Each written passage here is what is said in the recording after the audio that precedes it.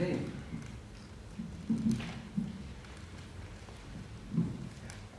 Dear guests, dear online audience, we are very happy to welcome you this afternoon and this evening to this symposium.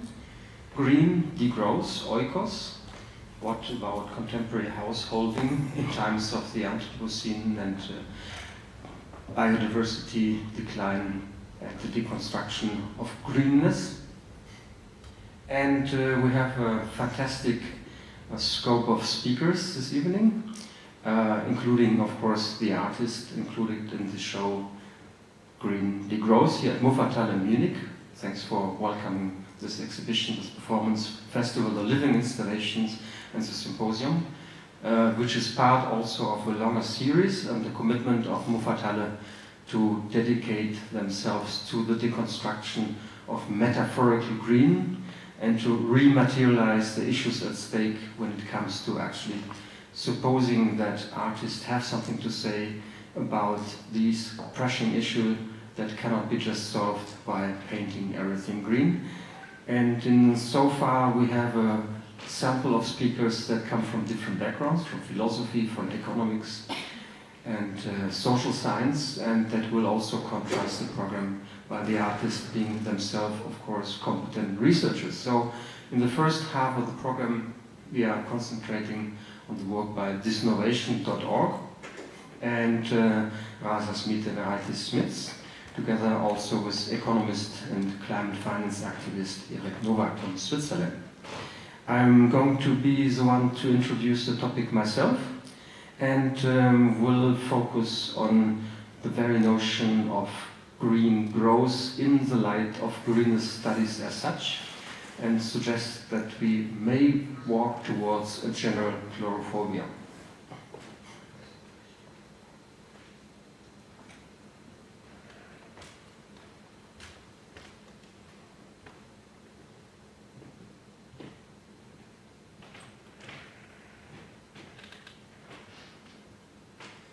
Okay, my task, I think, here today is what often, let's say, feminist killjoy strategies tend to strategically achieve, because probably most of us think we know what green is, and do we really?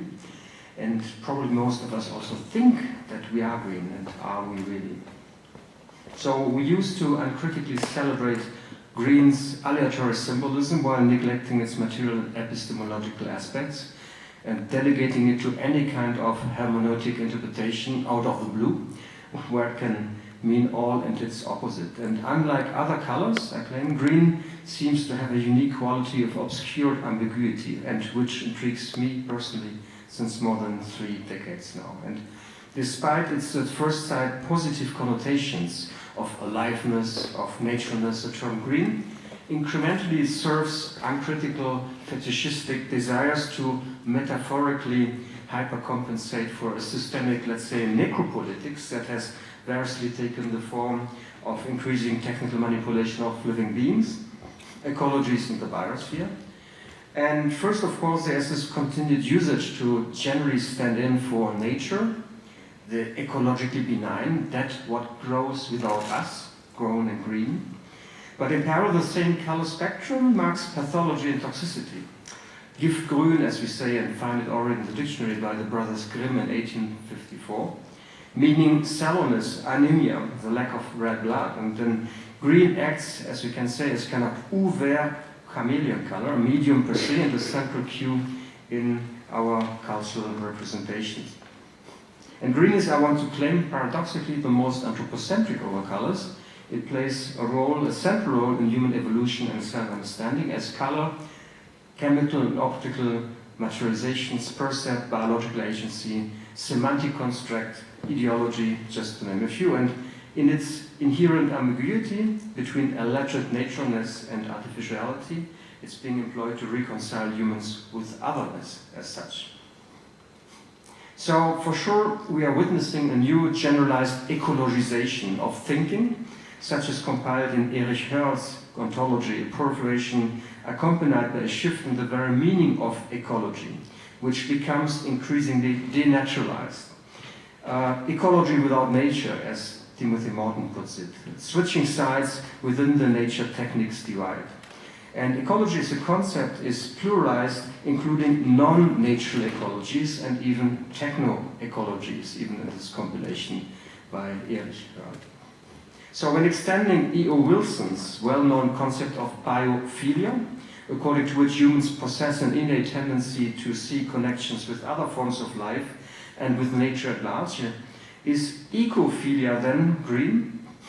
Even symbolically, is green really the most appropriate color for political ecology, as a mandatory synoptic analogy for nature on the whole?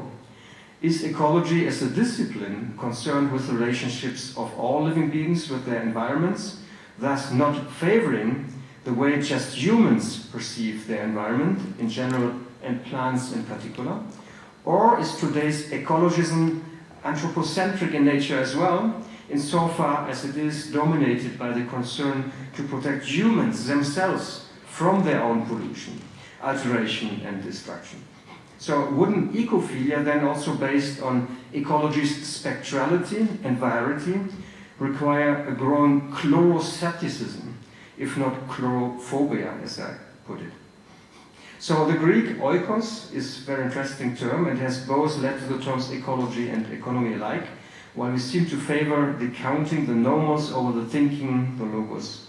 But thinking about ecophilia then also in the context of greener studies means to take oikos literally in the very sense of householding. How can householding then understood and be understood in a kind of post-anthropocentric manner? Over the last years, greener studies have been much my focus of research at the University of Copenhagen, for example, resulting, among other actions, in this European Conference of the Society of Literature, Science and the Arts. And Copenhagen promises as a city to be CO2 neutral by 2025, and hardly any city in the world advertises itself so persistently as green, to a point that the work to Copenhagenize has become the equivalent of greening as a synonym for life quality. And let's stay careful with metaphors, and we choose this poster image, this very material artwork by the French artist group Hehe in collaboration with physicist Jean-Marc Chomaz, Fleur de Lys, so lily flower, a miniature son et lumière show that simulates a nuclear meltdown as a voluntary disnification via a green-glowing atomic mushroom cloud escaping the cooling tower, of a scale model of a nuclear power plant underwater, and dissipating like vegetation in the form of a slowly unfolding lily blossom, in French fleur de lys, a symbol both for purity and for the French monarchy. Since the 12th century, these both seductive and sedative spectacle makes reference to the Grande Nation's policy to draw 80% of its energy from nuclear power reactors, and advertised now as clean and green in the new taxonomy, as we know. It seems to anticipate EU's new Green Deal's taxonomy that eventually classifies fossil gas and nuclear energy now as sustainable. On the other side, climate change induces also problems of involuntary carbonization.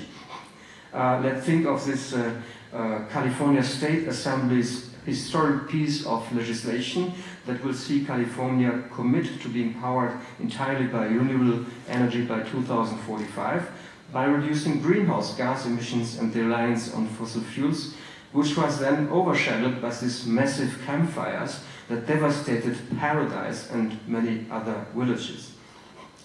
And we remember all that coal-devoted President Trump, of course, according to which the Chinese invented climate change, logically blamed forest mismanagement and not climate change to be the fatal cause of this involuntary carbonization, claiming that Finland would not have such problems since Finns were known to rake their forests. So, make America rake again, or rake America great again. While massive forest fires across Siberia have recently provoked a smoke cloud covering an even larger area than the whole EU, and the Amazon rainforest is facing unprecedented fires. Meanwhile, farmers are encouraged to engage in slash and burn farming by formerly extreme right-wing President Bolsonaro, thus discrediting the ability to absorb carbon dioxide, the topic we are going to hear from Erik Novak later. So reflections on greenness, therefore, partake in larger debates about current biopolitics, but also necropolitics, not to only to have the right to let live, but also the right to let die, as well as about the role that aesthetics and color codes and cultural practitioners, such as artists, play in this game. And I therefore published a pamphlet about greenness as a normative fetish in this recently published book, The Aesthetics of Necropolitics, in 2018. So I've also been buying some green socks recently at this 5th Oral Industrial Biennale in Yekaterinburg in Siberia, whose topic was immortality, and which was associated then with the color green, since, according to the organizers, immortality is a crucial topic for humanity today. On the one hand, the Biennale's strategic partner has been the Russian corporation Rostec, a conglomerate of the defense industrial sector, which also controls the arms manufacturer Kalashnikov, green lights for Russian troops. On the other hand, a part of the Biennale celebrated the rediscovery of the Russian movement of biocosmism from the beginning of the 20th century, with the key aims of rejuvenation and immortality. And in the light of scientific fascination, its founders, Nikolai Fedorov, Konstantin Tsiolkovsky, and Vladimir Vernadsky, imagined that while achieving immortality for humans, interplanetary travel could be a solution to colonize new zones, this time not on the Earth, for an extended humanity in space.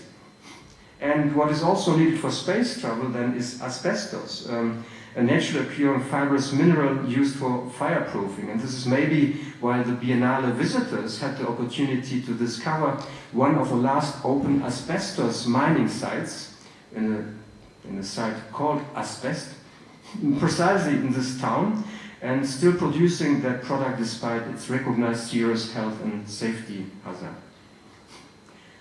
So a morbid order also clings to the charm of the pervasive trope of greening everything, from green burials to transcendental greening of the gods conferences, searching for ecological thought in religions, and even, we had this at our university in Copenhagen at the time, green warfare, talk in military studies, how to conduct an efficient war with a lower ecological impact.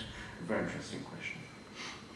So green surfaces, even without any ecosystemic benefits, such as these Louis XIV gardens, are of course a symbol of prosperity and power. It's the ground where action is symbolically being taken.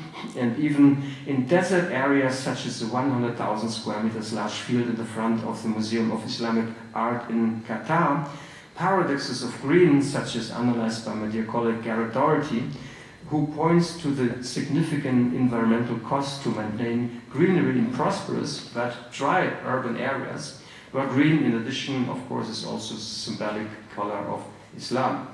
So the ideal green lawn is an anthropogenic vegetation cover, a symbolic surface, and it does, of course, therefore not accept any failure and requires continuous effort. It's a kind of extension of an American body, such as mechanized here in this automated installation by Canadian artist Robert Hengeveld, where the grass is continuously lit, watered, and mowed.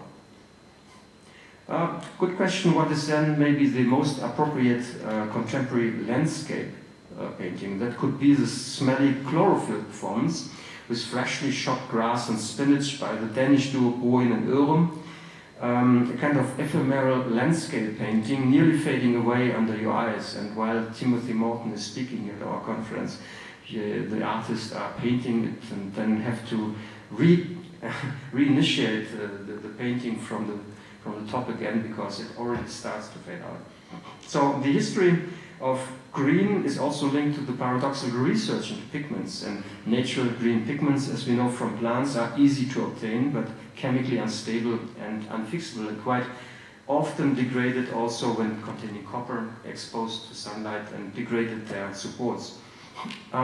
There's an interesting thesis, while he's still a symbolist and a medievist, that Michel Pastoureau, the French art historian, has argued that only from the Renaissance, the Romantic period on, art has developed an explicit connection between green nature and vegetation, whereas it was clear before Romanticism that green was chemically unstable, which, according to Pastreau, could be the reason why, quote, it has come to symbolize everything changeable or capricious.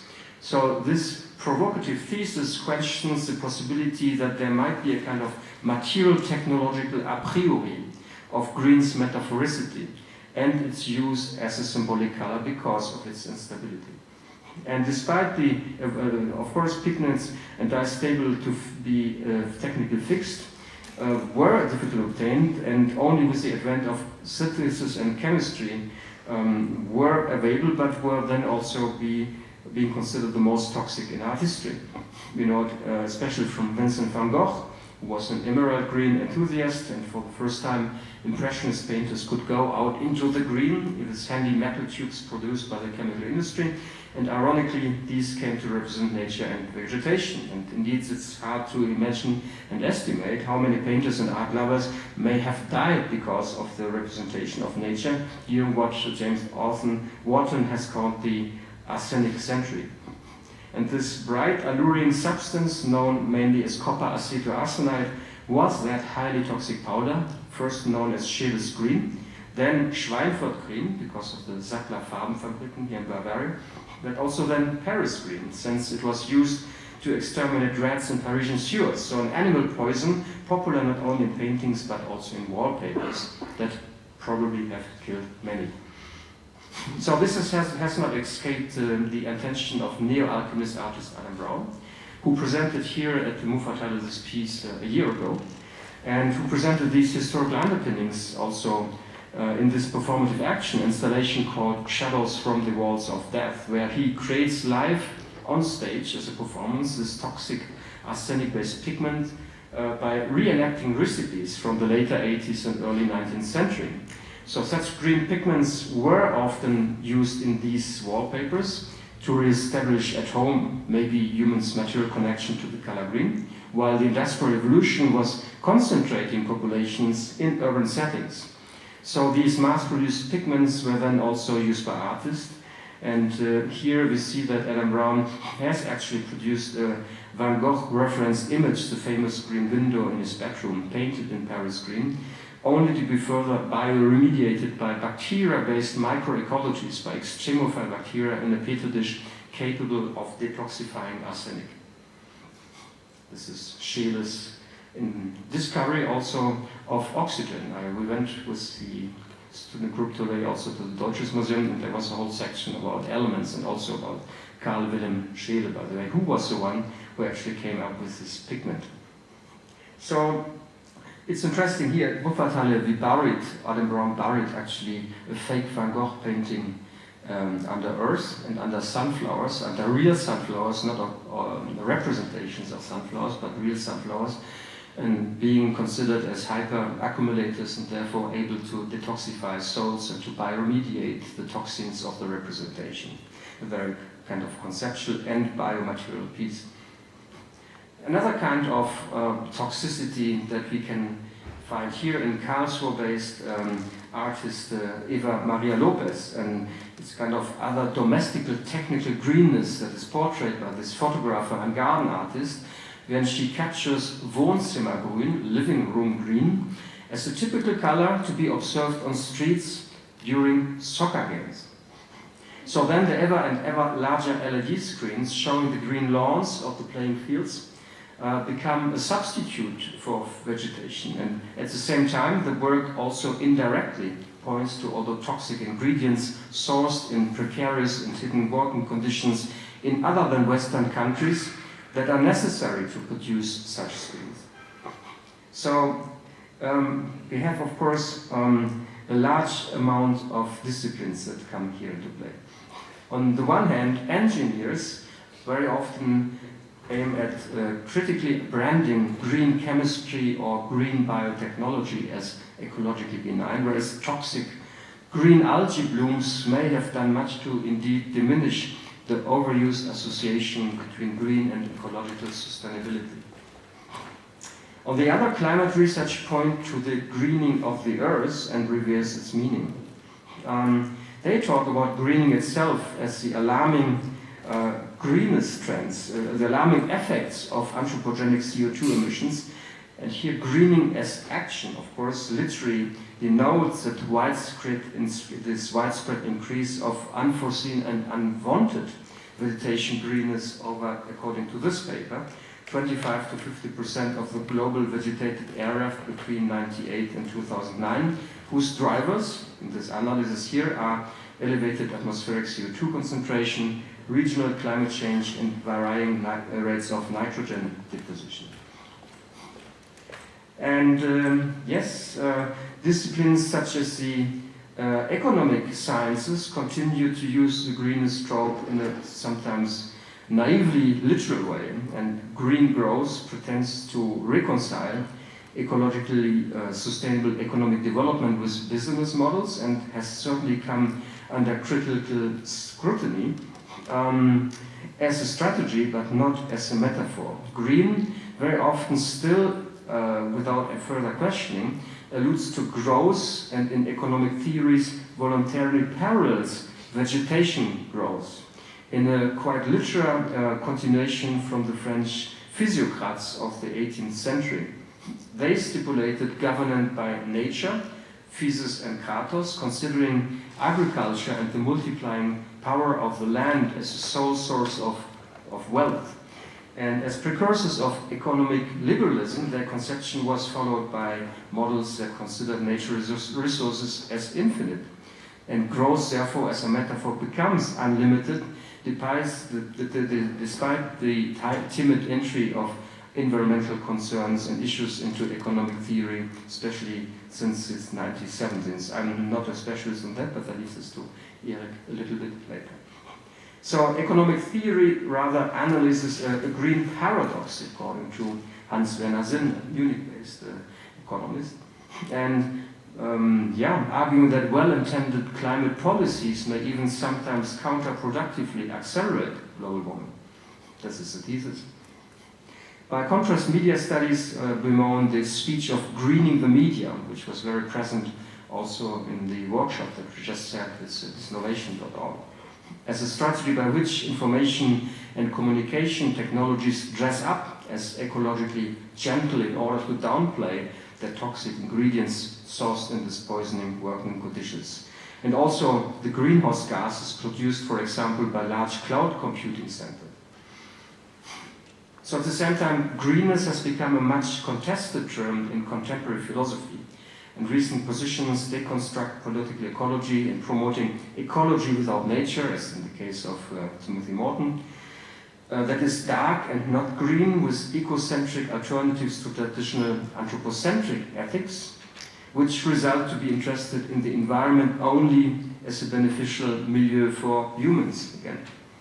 So it's a very interesting notion of prismatic ecology that comes up, that rebukes the color green at large, and its cultural construction to represent binary ideas of the other than human world as an idealized nature.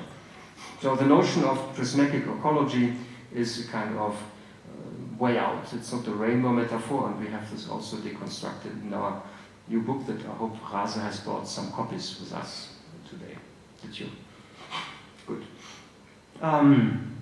So the notion of green also, I mean, we search for it in vain, for example, in the writings by deep ecologist Arne Næss, the precursor of deep ecology, and already carefully avoiding the word green in his text and in the subsequent fundamental epistemological paradox in this 1973 paper, The Shallow and the Deep. We cannot find the word green in here.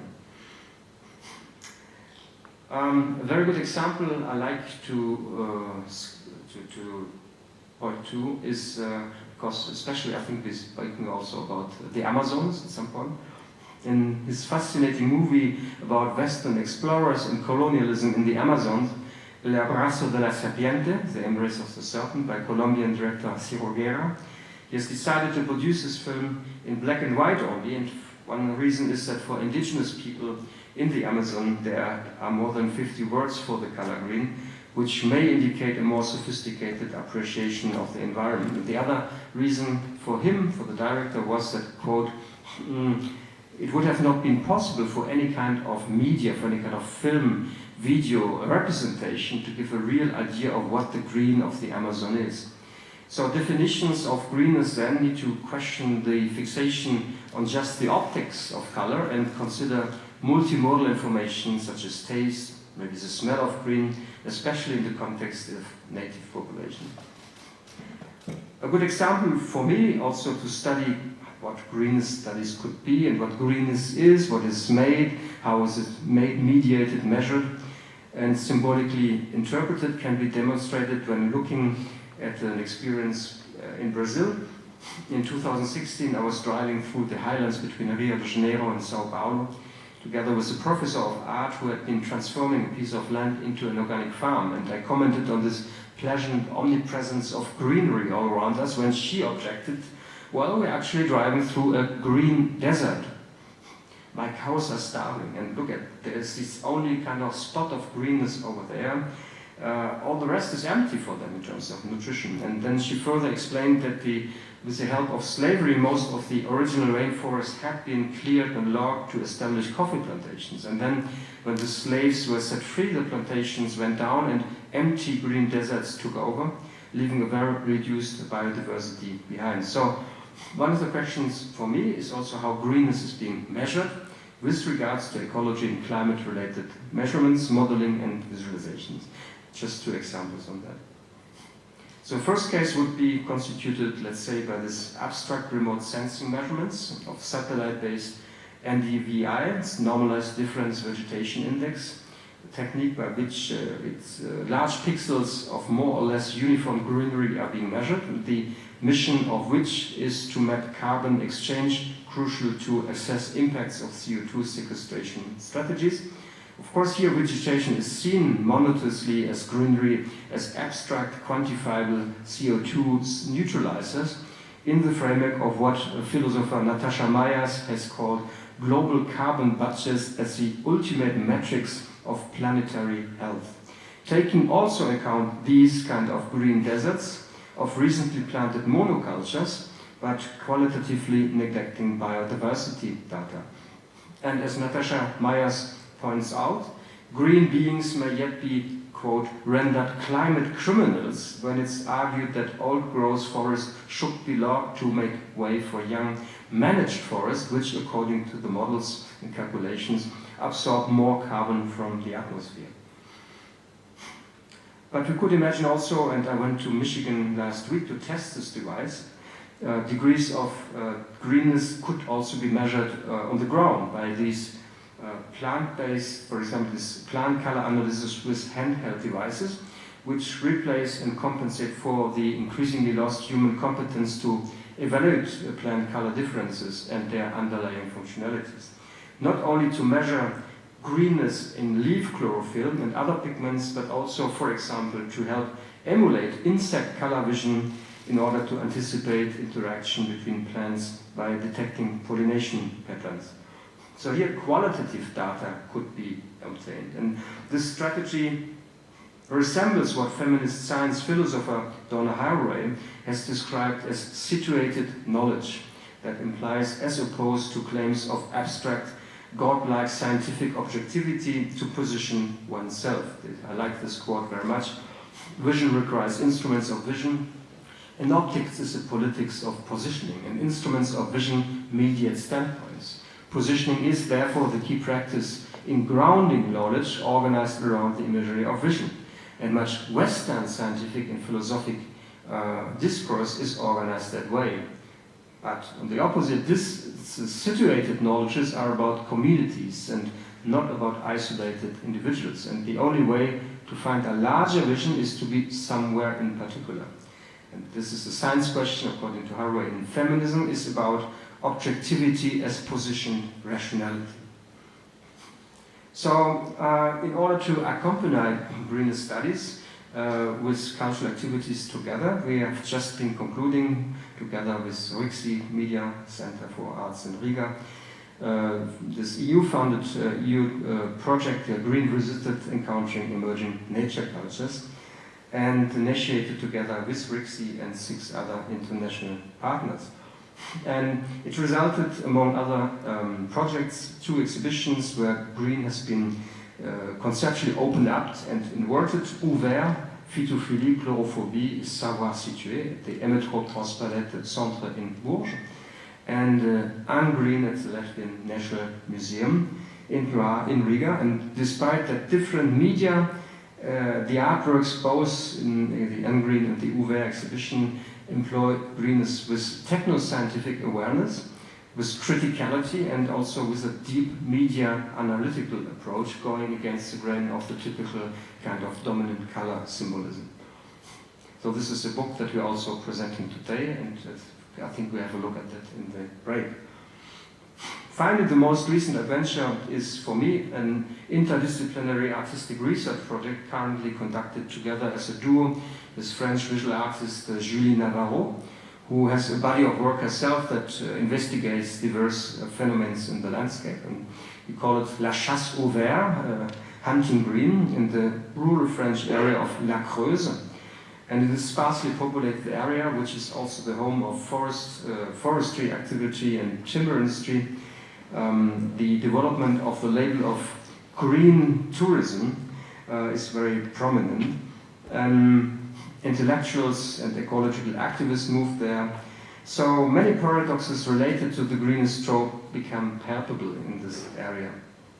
So our hunt for green is first motivated by both patterns and materials. So first we examined footage. Do I have images from the footage? Yes. To archival film footage to identify changes in the landscape, from meadows to peat bogs to supposedly greener landscapes, with intensive forestry starting in the 1950s, but including especially non-endemic conifers and evergreens, such as the Douglas fir. And second, we go hunting for trophies. This is a totally logged forest, it's quite amazing. So this is part of the trophy hunt. So the whole panoply of green utilitarian objects, agricultural, gardening, advertising, or signages that have become green over time, symbolically in order to evoke the nature or to camouflage, but ultimately signifying artificiality, such as trash bins, urban furniture, fences, synthetic turfs, and so on and so on. So the investigation further includes meetings with agricultural and forestry workers and environmental activists in order to contrast the first impression of omnipresent greenery with problems that are subsequent and occurring with such monocultural exploitation, such as biodiversity loss, acidification of soils, or drought. And as a pond that doesn't work the same way in English, one may say that la forêt la plus verte n'est pas la plus diverse, so the greenest forest is not necessarily the most diverse. And instead of progressive and careful deforestation, often here large areas are totally logged, leaving large areas totally devastated behind, like we see here. While ironically, the large industrial steel mills are also being painted in green. You see, if I have an image of that. Okay, I will see them.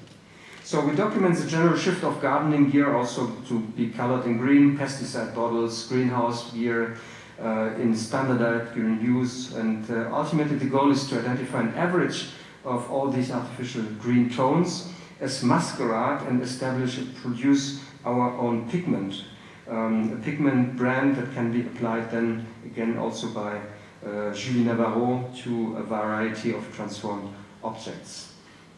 So this is the strategy of our green hunting. Yeah, so they have this average kind of hexadecimal codes that we produce, and this is le vert de façade. Okay, we're actually also talking to pigment manufacturers, and also, of course, have a look on how artistic pigments have been created in the past. The International Clan Bleu by Yves Klein, Anish Kapoor's Vanta Black, and so on, or the Peinture Placebo by Philippe Ram and Gilles Descoster.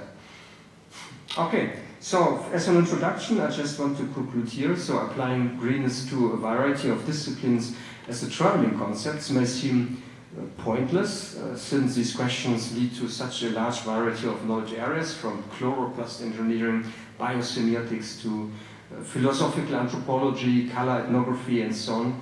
But, well, let's try to make this a kind of methodology that, since green speaks to everybody in the same way, it could be seen as a Trojan horse pulled on the marketplace of ideas, surrounded by all these ivory towers populated by hyper-specialized ideas. And we all know that interdisciplinarity is a fashionable term when it comes to funding applications, and it should not be missing in any funding applications. But in practice, it often evaporates like hot air once confronted with the everyday business of canonized curricula, or the coded publication opportunities, or even our colleagues' unwillingness to leave their comfort zone. We have 3 artworks here in this exhibition, by Rasa Šmite and Raitis Šmits, by thisnovation.org, by Spela Petric here behind the curtain, where we will also finish this conference today by moving over to this field where the performance is currently happening. So I hope that we have an extremely fruitful exchange this evening, and I would like to welcome the next speaker, thisnovation.org, for a presentation about ungrowth in relation, degrowth strategies in art. Thanks for coming and joining virtually and physically here this evening.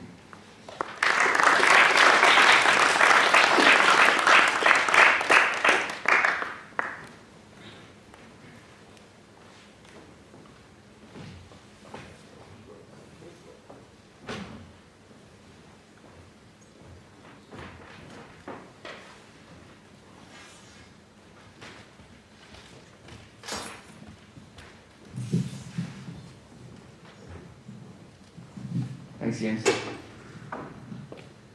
So it's not exactly degrowth or ungrowth.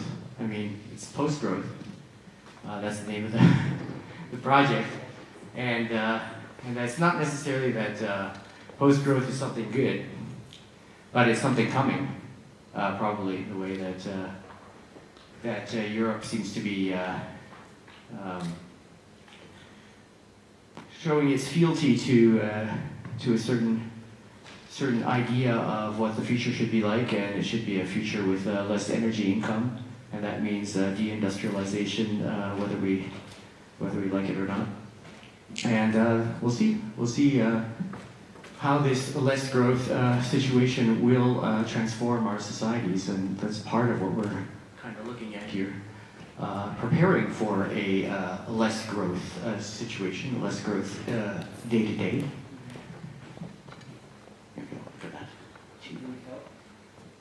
Oh yeah, press later. Just postpone the future.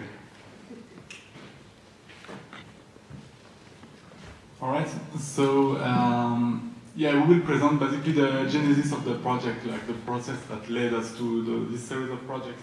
So basically, you know, like we've been active in the media arts for quite a while, since 4 or 5 years, we wanted to sort of redirect a little bit the focus of our research and look at the friction space between economic growth on one hand and environmental crisis on the other hand.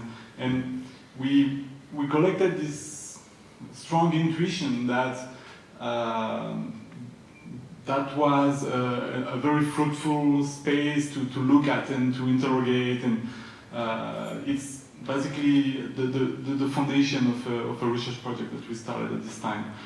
So basically, with this research question, we started to meet with academics, writers, activists, and basically asking a set of very simple questions to look at what were the strong concepts, the strong principles, the strong researches that they were developing, that they were activating daily, and that could in some way answer our investigation on the relation between economic growth and environmental crisis. We like to start this lecture with a few sort of notions that helps to set the stage to this debate. Basically, you know, if we pay attention to the media, it looks like the energy transition is already well advanced, or maybe it looks like we went already through many energy transition over time. Already, if you look at the media in UK in the late 1800s, you will find articles about energy transition. And until today, it's like a big part of the attention in this metasphere. You could almost think that the transition is underway.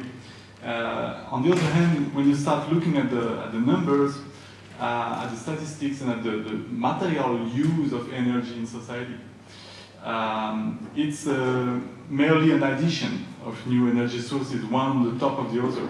And while the media attention is retained by the latest addition, we keep using ever more of all those energy sources: coal, gas, fossil fuel, hydro, and so on and so on. And what we believe will or should be the new energy source is the tiny bits at the top of the chart here: solar, wind, and other renewable. And the mainstream imaginary or fairy tale, in a way, is that this little bit will, in a matter of a decade, 2 decades, become basically the same energy quantity, or the same energy potential as all the sum of what is below. We can see that the effort is quite huge, and we can also see that historically we never experienced such a transition. So we use this graph also as a way to address the complexity of the transition and the change that we believe is necessary, and the fact that maybe such a change is not only a technical challenge, it's perhaps more of a social and a shift in value systems, basically, in social organization, and it's much deeper than a mere technical or technological fix. The other notion that we like to share to sort of articulate where we're going with this project is this idea that energy is at the core of the economic system as well. So if you think about society not only as a sum of the physical activity of labor, of citizens, but more as the sum of all the technological apparatus that we indirectly use and consume and activate through our consumption patterns daily, then you start to see society more as a large aggregate of technological machineries than the mere accumulation of human labor power. So nowadays we could say that you don't transform the world around you, you don't transform the environment around you through the use of your own labor power. Mostly you transform the world around you through the use of a lot of other things that are mechanical, technological, and infrastructural apparatus around you. And because of that, then you can see society as a sort of complex machine that reacts based on the quantity of fossil fuel you put in the system, you input in the system. And that's what this graph shows us in an interesting way, is this very strong relation between how much energy, how much fossil fuel you input in the system, and how much economic growth you obtain as a result of this process. And it's quite important to see it this way, because it's basically the basis of all the post-growth, degrowth debate, is that it's directly related to how much energy and material flow we are activating in the world. Yeah, it's not. It's like what there's a French geophysicist called Jean-Marc Jancovici. He's quite well known in France, and he calls this a little bit our Iron Man costume. That every day we put on the iron, like a superhero costume. And that's the whole infrastructure that's fossil fueled and powered. That we have these superhuman capacities, also including the capacity to communicate at light speed around the world, the internet and everything else. So that, if we're imagining that we're going to be using less energy, all that stuff goes away. And it's not just about for us, like as relatively well-to-do people, that we say, okay, that could be cool, you know, use a little bit less, but it's for the vast majority of people, for the population of the earth to use less energy, or 90% of Germans or French to use less energy is going to create a lot of social stress, and we need to prepare for that. Yeah, so basically the early stage of this research unfolded with lots of interviews with academics from different disciplines, basically, you know, like going from anthropology to hard sciences, engineering, informatics, indigenous knowledges, and so on. And that's created sort of the foundational layer to a larger project. So early on, it was not so much of an artistic output-centered project, but more like building a proper foundation for a nuanced understanding of the issue we wanted to tackle in a way. We can maybe share one of those interviews just as a quick sort of illustration. Maybe let's this one if it works. We'll see.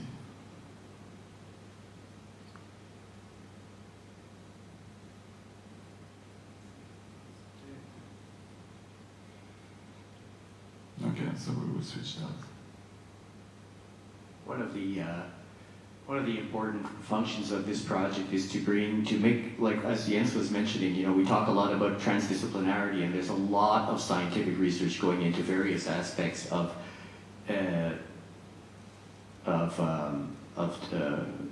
energy transition, climate change, addressing, and there's so many different faculties of research. There's so many disciplines involved, and they rarely speak to each other. And one of the roles that artists have come to play more and more, it seems, is to present pretexts for scientists from various disciplines to encounter each other. You know, the art, we work very intensively with various scientists and researchers, and we always ask them to come and criticize our work and make sure that it kind of rises to a certain level of... Yeah, we can try one, but otherwise we just switch. We actually want our work to be useful for scientists, to help them communicate with each other.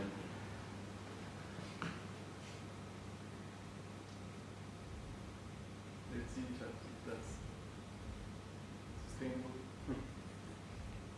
Over the last number of years, and several of my colleagues and I have been working on a couple of different topics that interrelate. One is collapse informatics, and another is computing within limits. Both of them focus on the idea that industrial civilization, as we currently know it, is potentially creating the conditions for its own failure, or making the viability of its own ecosystems and its own ways of existing, calling them into question. And so both collapse informatics and computing within limits are exploring aspects of that problem of sort of ways that we can use novel forms of computing, and ways that these set of ideas affect the computing industry and the research community, to be able to bring about new kinds of computing systems that might allow us as a civilization to more effectively engage with these sorts of issues. So, for example, collapse informatics was focusing on building systems in the abundant present for use in a future of scarcity. And computing within limits has been looking at the notion that industrial civilization is typically very much growth focused, and the computing industry situated within industrial civilization tends to be growth focused.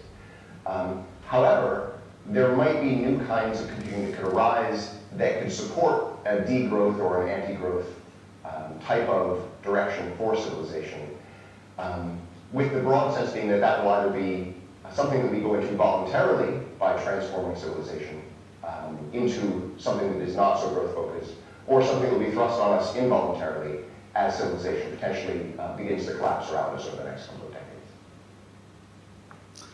Okay, so we conducted a large series of such interviews, and we ended up with a sort of a, constellation of notions. And we ran into the difficulty of finding the right way to circulate this knowledge, to activate this knowledge, and to make it, resonate in society. So we started with a very simple step that was to actually give a shape, give a visual proxy to some of those notions that were just basically evolving in academic communities in the form of pure text, sometimes with a few diagrams or something. But most of those notions actually were not really circulating in society. So we started with this very simple step of putting a sort of shareable surface figure on the top of those notions. And then came the question of how to make people use those notions and activate those notions, and in a way test the limits and the friction space between those notions. So that's where we started to design a form of facilitation game as a trick, just a mean to have people sit together, take time, and address those issues and explore the nuances of those concepts and notions and principles. And we will focus now on the next step, where we started to identify some of those notions that we believe are very complex, very nuanced, and have a lot of critical potential to embrace our current condition, basically.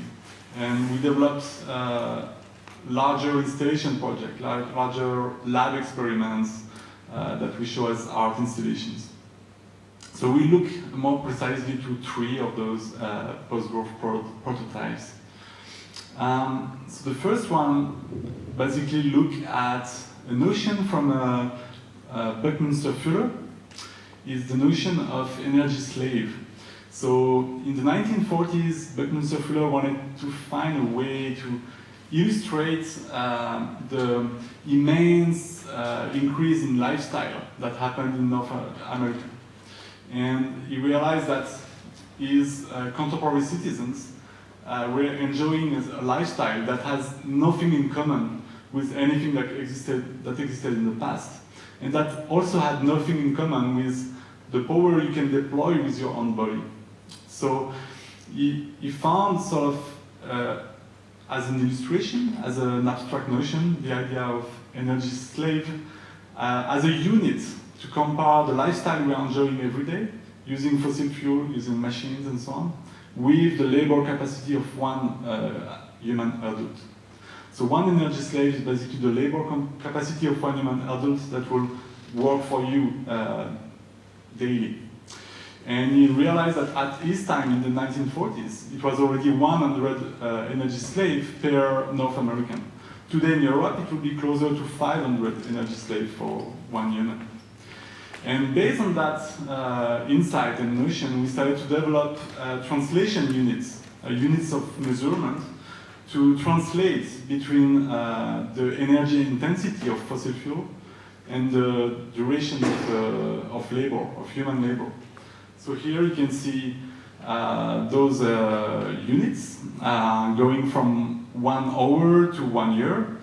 1 year, for instance, is around 25 liters of fossil fuel.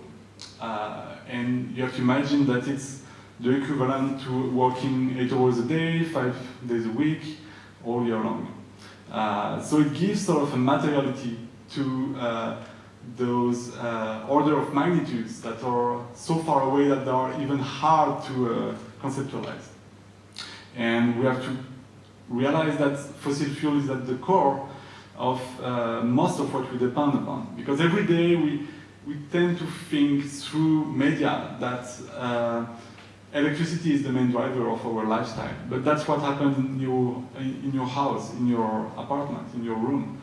But all the other things that you benefit from as a citizen, the building of roads, of schools, of healthcare, of planetary transportation, all of it is dependent on fossil fuel, different types. So we really wanted to grasp the materiality of this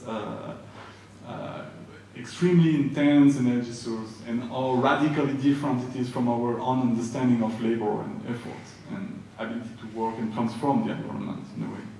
Yeah, I think this scalar dysphoria that people have, like between the experience of human scale, life, and what happens on the internet, for example, or like when we talk about the climate, it's so big, or how electrons work in a computer is so small. And we have this kind of scalar dysphoria, and it makes it very difficult for us to develop political positions with trying to confront problems that are emerging, like the climate change or the energy transition.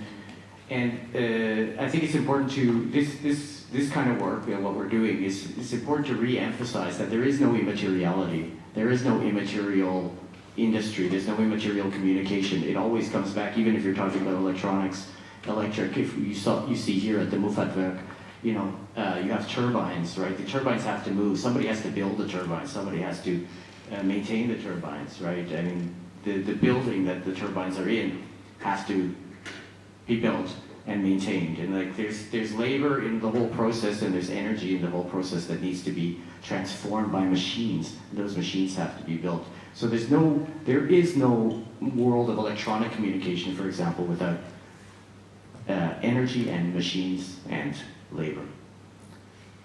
So here we will present a second of those post-growth prototypes, which we call life support systems. So basically we are wondering about what's wrong with our daily understanding of value through the use of monetary economics.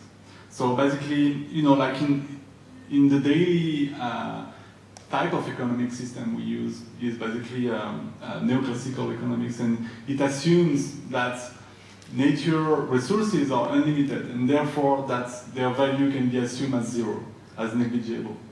And the effect it has on our understanding of value and the way we attribute value and scales of value between things is really deep when you think towards ecological challenges, because it means that we have, through the economic logic, we have no way to assess, to attribute, to understand, to discuss the value, the intrinsic value of the flow of energy that are circulating through the ecosystems and that we benefit from every day.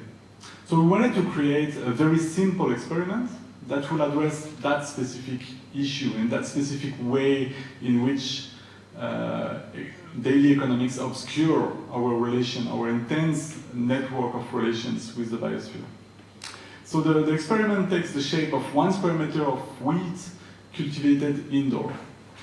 And by doing that, first of all, you have to show visually, physically, you have to show everything that this square meter of wheat depends upon. So it depends upon a ton of water that it will use during its growth. It depends of artificial sun that will replace natural sunlight. It depends on a wind system to strengthen the leaf and to reinforce the structure, healthy soil, fertilizer, and so on and so on. So first of all, you have to see all those things. You physically see them in the exhibition space, like you can see here. But also you can start to play the game of economics and start to evaluate what will be the cost of growing something as simple as a square meter of vegetation,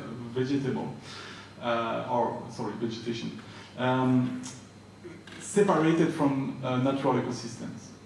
So you can see it in 2 ways. One way is to present it as separated from ecosystem. The other way is to present it as what will happen when ecosystems get highly unhealthy or damaged or disturbed. And when you start accounting this way, when you start accounting from all the what it will take to sustain a square meter of wheat, you end up with a value around 300 euros per kilogram of wheat, which is 1,000 times higher than the current market price of wheat. And it's not about giving a precise number. We don't really care about the fact that it's the number, right? But the idea is more to give a sense of the order of magnitude that separates our daily understanding of value to the intense range of value that circulates in healthy ecosystems and benefits us and all of the living daily. Yeah, when we try to replace conventional agriculture with artificial agriculture, it shows that how much we get for free from a, if we can call it, healthy ecosystem, right? The sun, we can't eat the sun directly, and one of the reasons that we use wheat instead of using basil or tomatoes or marijuana or something in this demonstration is because human beings need 2,000 kilocalories a day to function. Otherwise, our brains don't function, our nervous system doesn't function. We need a certain amount of calories. And the calories come from the sun. So all the calories that we eat, in one way or another, usually come from the sun in conventional agriculture, the way we've done it for thousands of years. And we need those calories. Otherwise, we won't function. So if we want to replace, and so that's why we use what they call in German Grundnahrstoff, staple foods like wheat or barley or soya, foods that have a high caloric value. And this square meter of wheat represents about 2,000 kilocalories, so about the daily requirement for a human being. Every 90 days, we can make one harvest, which would be enough for one person for one day. So you can see that it's not a scalable system for us to replace the process, the ecological process by which we get energy from the sun, because we can't eat the sun directly. Yeah, just to finish on this project, if you wanted to sustain one person using this type of paradoxical experiment, you will need around 100 square meters of such farm. But then to power this farm with, let's say, renewables, then you will need the shape that you see on the second diagram in Europe. So to power enough farm for Europeans to survive this way, you will need all this space in solar panels in Europe, for instance. This amount of farms. So we just played around with this kind of absurd statistics. And you will need 292 Earth to sustain this system. Well, okay, let's move on. Oh, sorry, go ahead. And it's interesting to think about now when we're trying to move away from Russian gas and Russian oil and gas, because we use gas, very important in the fertilizer for these crops. Like conventional agriculture in Europe always takes place with ammonia fertilizer, which is synthetically produced through it's called the Haber-Bosch process, which uses a lot of gas. It's generally made with gas. So actually we're eating gas when we have been eating Russian gas, soon we're going to be eating American gas. But that's also part of the energy flow into our bodies, because without that nutrient, we don't get, the plants don't grow as richly as they should. Okay, the last project we look at is basically asking the question, okay, each of our governments are celebrating the growth every year, celebrating the number of percent of growth that we enjoyed the last year every time. And okay, we looked at how basically the negative externalities of this growth are accounted for or calculated. And we looked at scientific papers that tries to evaluate the cost of every extra ton of carbon that is emitted in the atmosphere. So basically, there are a lot of debates on what's the proper value for, in terms of tax, that you should ask companies to pay for each ton of carbon that they emit. But the right question there is not how much companies are ready to pay, but maybe more, what's the kind of damage and degradation that we are transmitting to future generations every time we emit 1 ton of carbon. So you have some scholars that have looked specifically at this question. And they ended up looking at, like sea level rise, health issues, and agricultural efficiency depletion. And basically, just by looking at those three sectors, they end up with a range going between $2,700 and $100,000 per ton of carbon. So each new ton of carbon that we emit will be in this range if we evaluated the damages for future generations. And the weird thing is that when you start to compare the growth, the economic growth that states are putting up front in the media every year, and this kind of shadow, the lowest estimate that these papers are giving is already bigger than all the growth that we are producing. So it means that every euro or every dollar that we are sort of circulating in society and using is producing this kind of hidden cost, which makes sense in a way. Like it's sort of casting its own shadow in the future. Before you switch the slide, you'll see that, like what Nicolas said, the growth curve is strongly correlated to the amount of energy we use. And every developed country, so-called developed country, starts to really pick up around 1950. And what happened in 1950? That's when we really started to use fossil fuels much more intensively. And so you can see that in every curve that we studied, the curve goes up much more intensively from 1950, and then of course the harms are exacerbated. Yeah, so just to go quick, that's the way we exhibit this project, by physically embodying the local national growth curve in the exhibition space with the shadow casted by this growth curve, and then represents the main countries, the countries that have the most population in their shadow growth. We have one more picture. In a series, basically, of interviews with the scholars that have developed those alternative models to account for growth. Yeah. So I mean, one of the fun things about this project of like representing the curve as a three-dimensional model is that, first of all, we are bringing the curve out of the intellectual space into the real space. Then you can really get a sense of what is removed when we make discursive models like this, which we use all the time in our communication. We see these curves, and we try to explain like how the temperature of the Earth is going up or something. But that is just a number, right? That's just a representation of a number, and the whole Earth is removed from that number. Like when we have data points, they're paper thin, right? And so when you bring them back into the real space, into the art space, they start to get their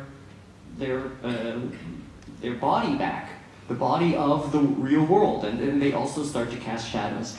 And so this is part of how we're trying to work with the metaphor of having a shadow of data, in this case the shadow of growth data. Yeah. And it's also fun that, I don't know, for me it's fun, when I first saw these, because Nicolas built these in Enschede in the Netherlands, that it looks like a computer simulation, right? And then you see that like actually the data and and computer simulations, they look the same, right? So like actually when you start to try to build something out of data in the real space, then it actually it doesn't. It has this kind of dysphoria again that you kind of think, am I looking at a computer simulation, or is that really in the space? And maybe just to close up the discussion, it also refers to every mathematical model, every scientific model. It casts a specific light on a topic, and by doing that, it also creates a specific shadow, a specific set of things it will not look at, a set of things it will obscure by the process. So there is a kind of a nice play there with, for instance, the numbers of economic growth. By showing them and illustrating them, they've been hiding lots of other ways we can assess for society function since the 40s, basically. Thanks a lot.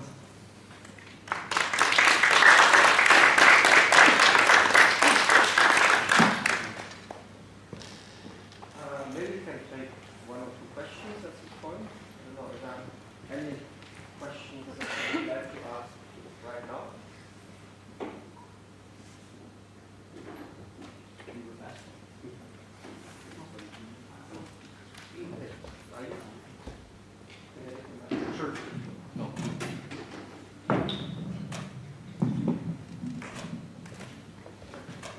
a comment or question.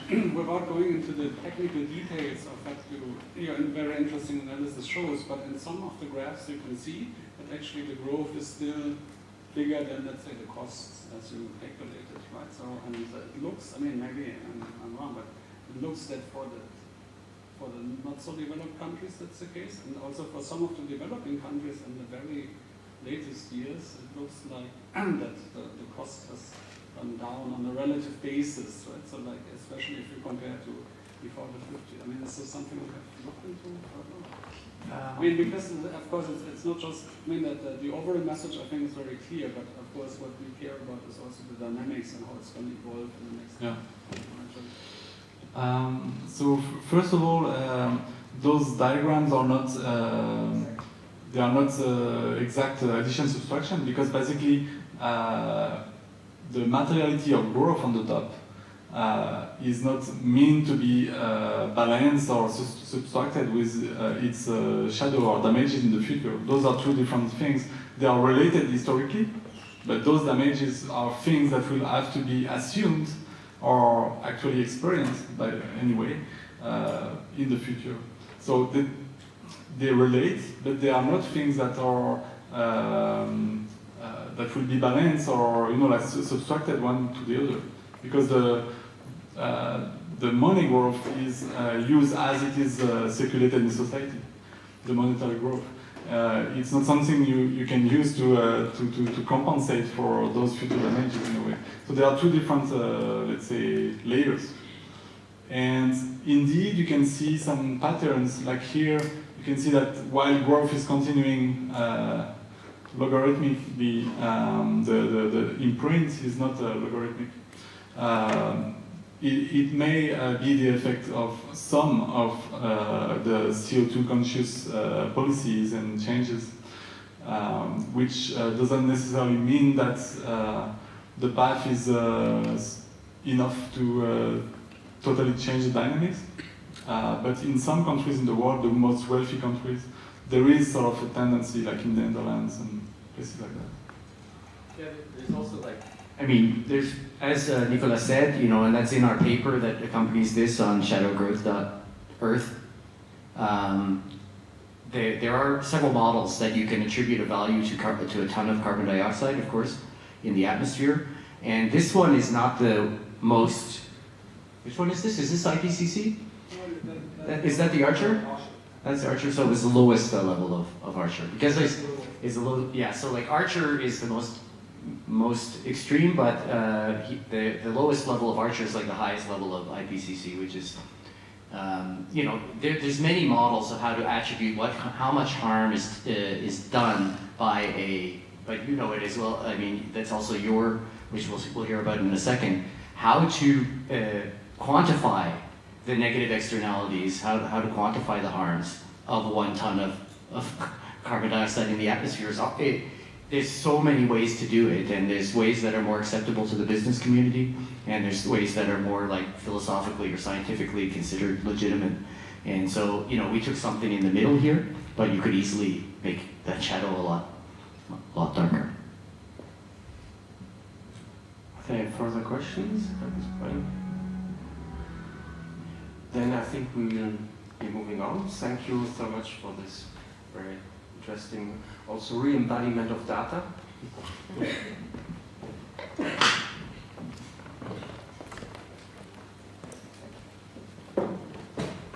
So we actually move on with economics with Erik Novak, economist and climate finance activist from the Center for Climate Finance and Sustainability.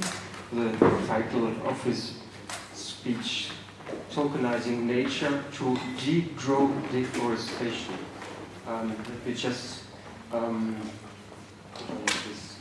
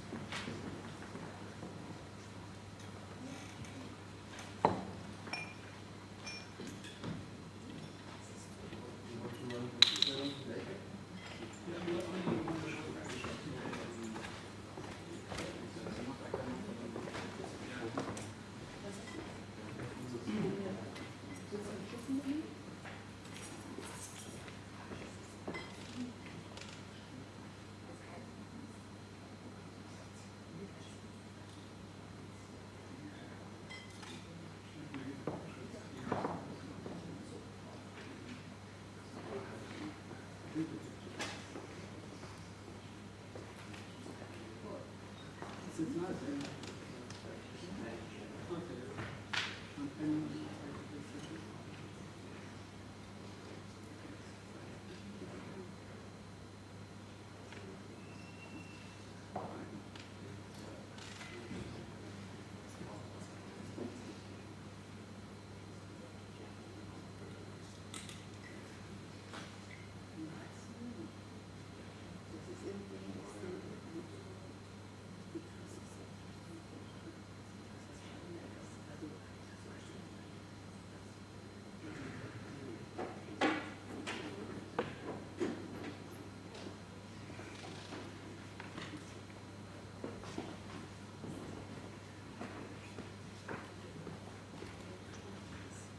Okay, thank you very much for the invitation, Jens, and thank you all for organizing this and being here. So for me this is a bit an unusual audience because I'm a financial economist, so how do I fit into this art and philosophy related symposium?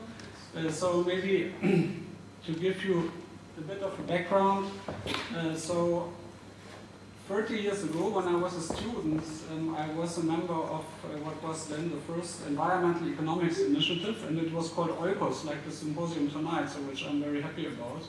And today, there are lots of little OIKOS student chapters in different countries, and they're trying somewhat to bring together economics and environmental issues, which of course is very difficult, as we've already seen tonight. And then for like 20 years I've done what is called ESG finance, which stands for environmental social governance, which is kind of the green painting of the finance and banking industry as of today, and also of some finance academics, right? So because we're also constantly reinventing ourselves, and so like 2 years ago I decided to a bit go out of this area and go more into what I think for my field, right, which is economics, is the real deal here about climate change, is what is climate finance, which is actually about,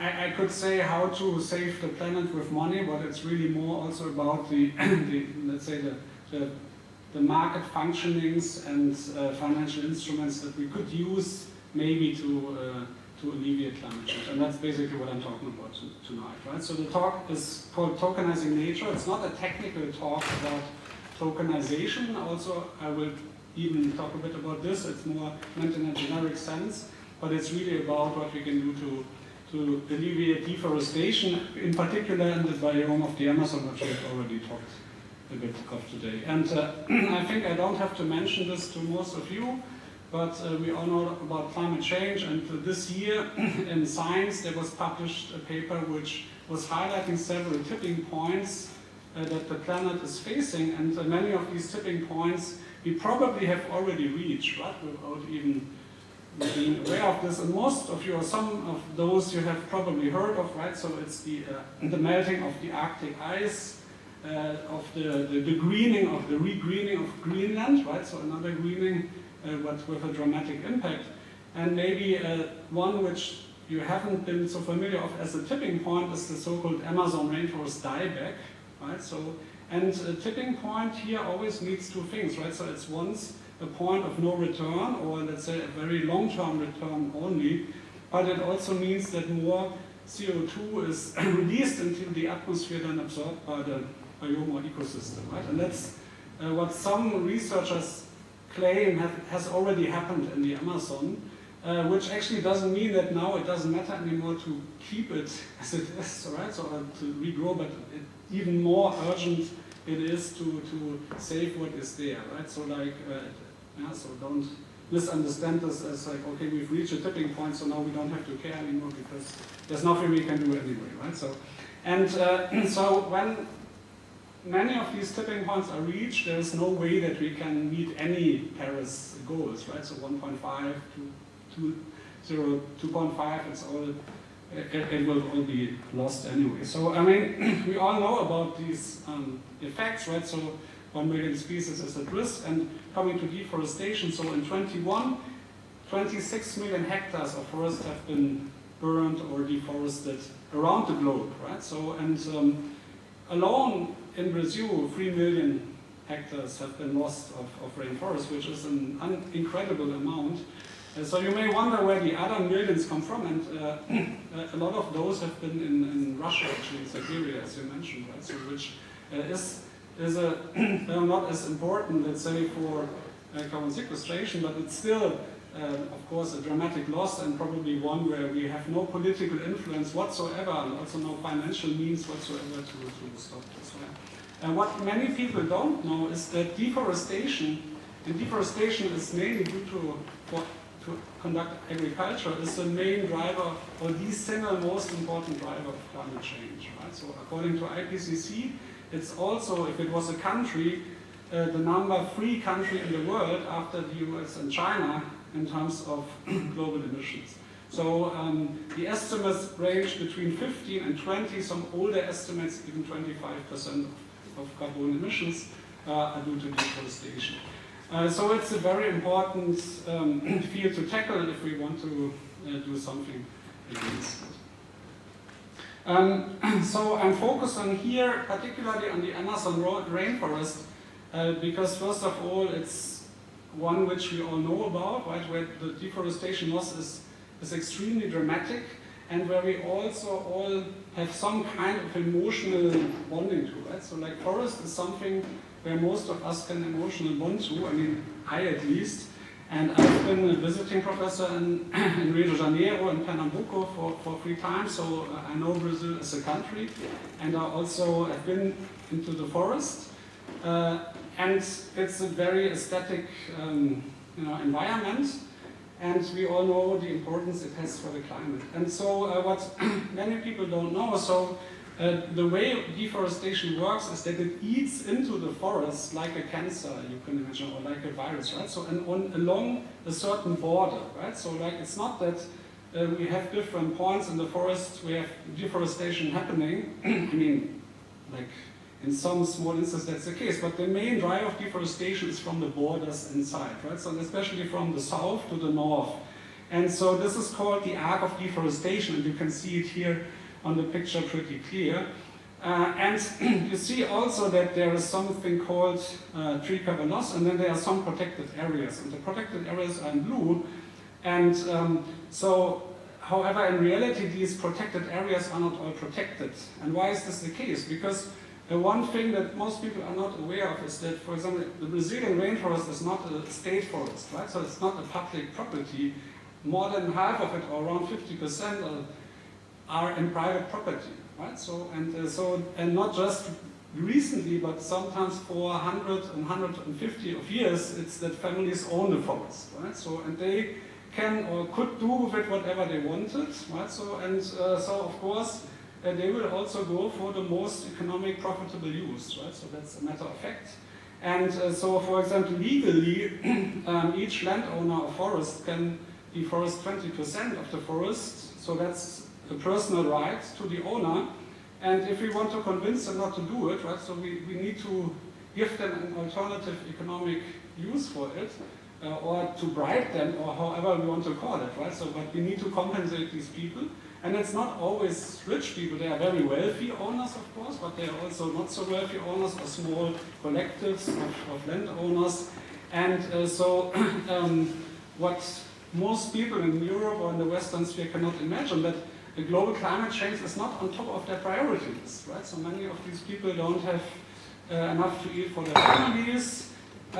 So most people are very poor, and then some people are very rich, right? So, and also the very rich people, they don't have global climate change on top of their priority list. So, and the other thing is that, of course, this is considered their forest, right? So like I mean, this is a Brazilian forest, it's Brazilian property, and you cannot come as a European head of government or president of France and say, oh yeah, you need to stop deforestation, right? Because, I mean, it's not our, I mean, it's in one way, it's all of our business because it affects climate change, but it's also kind of a national pride that it belongs to Brazil, right? So, and they don't want us to post-colonize them about not deforesting it.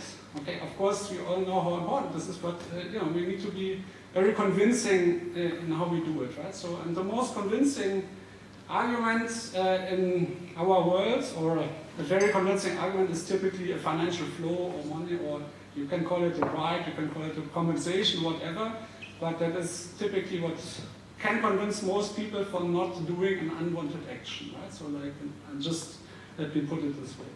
Maybe some interesting side information here. A lot of this deforestation, what is driving this technically, right? So like we all think in terms of timber and logging, but timber and logging is actually not the biggest problem, right? So the biggest problem is really that this land is deforested for agricultural use, right? So, and the two big agricultural uses here are cattle ranching, okay, and soybean production, right? Soy.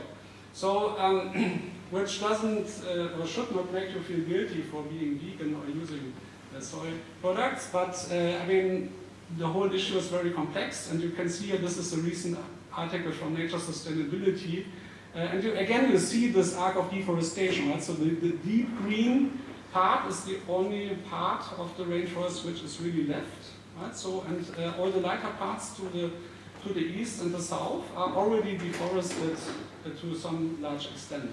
And I have a nice, not nice, but a picture which I got only today.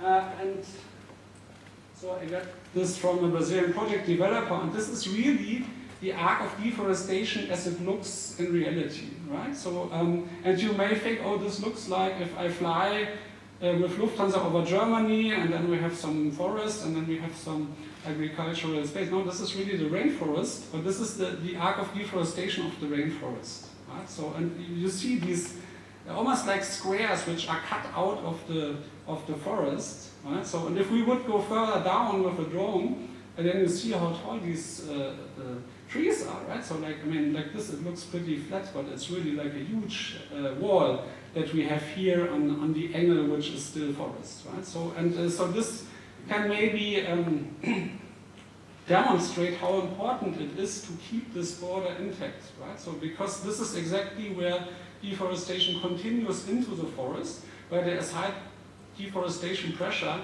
and you can believe that you know, most Brazilians really want to further deforest, because agriculture is the big business which for Brazilians is the big growth driver of the economy, so to speak, right? So, and it's very, let's say, easy for us to talk about the growth in the symposium, but it's very difficult or almost impossible to convince people in developing countries, which are not yet as wealthy as we are, to degrow and to stop the industry in their country, which is the most biggest driver of growth, which is agriculture in this respect. So we need to give them something else, right? So they need to have a substitute for this. By the way, one side comment relating to what you've learned this morning, because we've been to the German museum, Deutsches Museum, and we've seen the exhibition on agriculture, right? So, and we had this discussion on extensive versus intensive agriculture, right? So, and we want to have all less intensive agriculture in our country and more space for the animals and so forth. But it's exactly the problem that they have, that they're not very intensively using the agricultural property that they have, right? So that's why we need so much space, okay? And if they had more intense agriculture like we have, and machinery and modern technology, so you know what we don't want in Germany, say for example, then they would need a lot less forest to deforest, okay, and be much more efficient and produce the same amount of food, and which they then can sell on the global market. So just so the whole issue is terribly complex. Okay, let me go back to the slides. Not used to Macintosh, because where's Adobe? No? Is it this? No. No? The P. Ah, the P, okay, so. No? No, it's not the P. It's that one. That one is. Yes. This one? Yeah. No, this is the picture? Yes. P is not? No, the other one on the left. On the left. This? Yes. No, it's the picture. Yes. Pretty. Yes.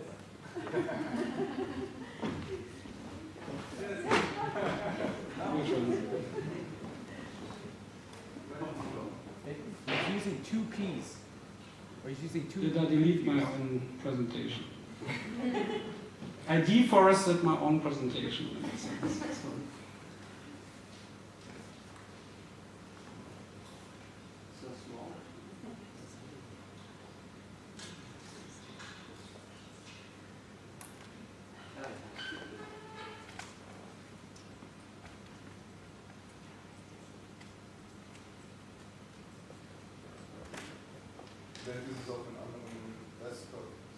Okay. But it wasn't so easy, so it was not just my stupidity. Okay, that's it. So I think, okay, we all understand the challenge and the problem, right? So like, and the problem is very severe, and it hasn't been easier in the past 20 years, and especially not in the past years of the Bolsonaro government. But it's also not as easy to change it, because now many people think, oh, now we have Lula again, and then deforestation will vanish and the problem with the rainforest is solved. But it's not the case, because actually the central government in Brazil is not as powerful as we might think, right? So changing the president doesn't change the whole structure of the system, right? So the states are very important, and we have many states around the Amazon. We have Amazon, we have Mato Grosso, we have Acre, and they all have different government, different situations, also different types of forests. And so it's actually a lot more complex, and also the municipalities do play a role, and the economic drivers are very strong, right? So so then also the legal system is very powerful, and so it's not that Lula can just go and save the planet, and he needs to further produce growth for his country, because his people, they want economic growth, and they want something to eat, and they want the same wealth that we have. So it's not like he can just shake hands with our leaders and the whole thing stops. Right? So what can we actually do about it, or what can be done? So I've shown you this arc of deforestation, right? So while it's a very dramatic order, there's also like let's say an idea or maybe a possibility or a feasible chance to protect it, right? So it could be protected through what people call a green belt. Again, we were back to the green, right? So, and the green belt is basically all the forest property along this border which is still intact, right? And which could be like, or acquired or protected. And these are roughly 50 million hectares, which is a lot. Right? So 50 million is a lot of forest. It's roughly 10% of the whole Amazon in Brazil. Right? So and why do we need so much? Because you could imagine that, okay, we just need this thin line along the arc of deforestation. Yeah, but of course the properties that you have there, they're quite big. Right? So like some are like hundreds of thousands of hectares, right? So, or a million hectares, right? So, and if you want to protect the whole belt along the arc of deforestation, you basically need to buy them all up, right?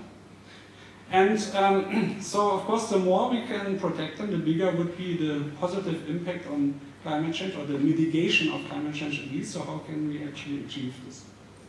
So my answer as an economist is we need to put a price on this, right? So, and because the price mechanism is a relatively powerful tool, not only for the better, but it's the tool that we are using in our market capitalism, right? So, so whatever we can say about the price mechanism, or about capitalism in general, but it works pretty well. No? So for carbon, and carbon is unfortunately the only currency that we have for the forest, except for the value of the timber, of course, or if we use it for agriculture or for another use. Why? Because we can actually get an ecosystem payment for the avoided deforestation. Okay? So, which is called, in UNCTAD terms, a RED project, reducing emissions from deforestation and forest degradation. And that's a tool where owners of forest, if they do a so-called RED project, can be compensated with carbon credits. And the carbon credit is a unit which represents 1 ton of carbon. Okay? And this unit can be traded. Okay? So I can actually sell it to someone else. And to whom do I sell it? To someone who wants to offset a reduction in CO2 emissions. So that's, the most obvious example, which you all know, if you're still flying, right? So then you're often asked to compensate the flight, and you get, quite a couple of opportunities to do this from Climate Partner, my Climate South Pole. So there's lots of brokers who are actually buying these credits from these Brazilian developers. And of course, they charge you 5 times as much as what they pay for the Brazilian developer, right? So like the real price that you pay is outrageously high, but that's how it works. So a lot of people are very critical of this offsetting or compensation of their own carbon footprint, because they say, we need to do our homework first, or we cannot let others do the job for us, especially not in these developing countries. But there's a simple economic reason why it makes a lot of sense. And the reason is that if you think about what it costs to reduce 1 ton of carbon, let's say in Germany or in Europe, versus avoiding the emission of 1 ton of carbon by not deforesting the forest. And of course, if the forest is lost, not only is carbon emitted, we also lose biodiversity and the natural habitat. So I mean, there are a lot of other costs related to the deforestation which we cannot price yet, right? So there may be biodiversity credits in the future, but at the moment we don't have them. So carbon is the only currency that we have. And this currency, just to put this in perspective, it's much lower than anything which was presented here, which is probably the real shadow cost of 1 ton of carbon. Yeah? But it's the only currency that we have. And so in Europe, we have the European emission trading system, where there's also 1 ton of carbon traded. Okay, it's for companies who pollute.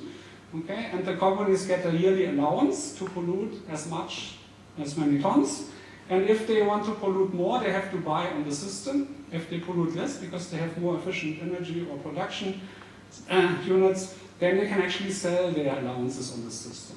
So they can also make a profit if they are more energy efficient. The price on this EU ETS is more than 70 euros, sometimes 80, sometimes 90. It has been 100 euros per ton this year, even after Ukraine. Right? So why the price of 1 ton of voluntary carbon from such an avoided deforestation project is less than 10 euros. Right? So it used to be up to 20 a year ago or before Ukraine.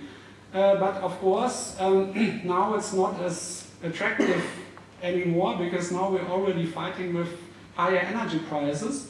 And of course, paying for carbon compensation is in addition to the energy prices that the companies already have.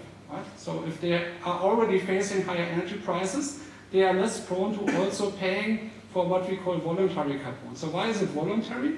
Because unlike the compliance market for the emissions trading system, which the companies have to use, this is only for net zero targeting of scope 3 emissions. So this is for the emissions the company is not directly responsible for and has no direct control over. Right? So it's what is in the supply chain of the company, so it's not what the company can directly influence. And it's so the company can claim publicly that they're trying to target net zero. And we have seen all these net zero pledges in recent years. And of course, the big question is how credible they are, right? So, but companies are actively buying on this market.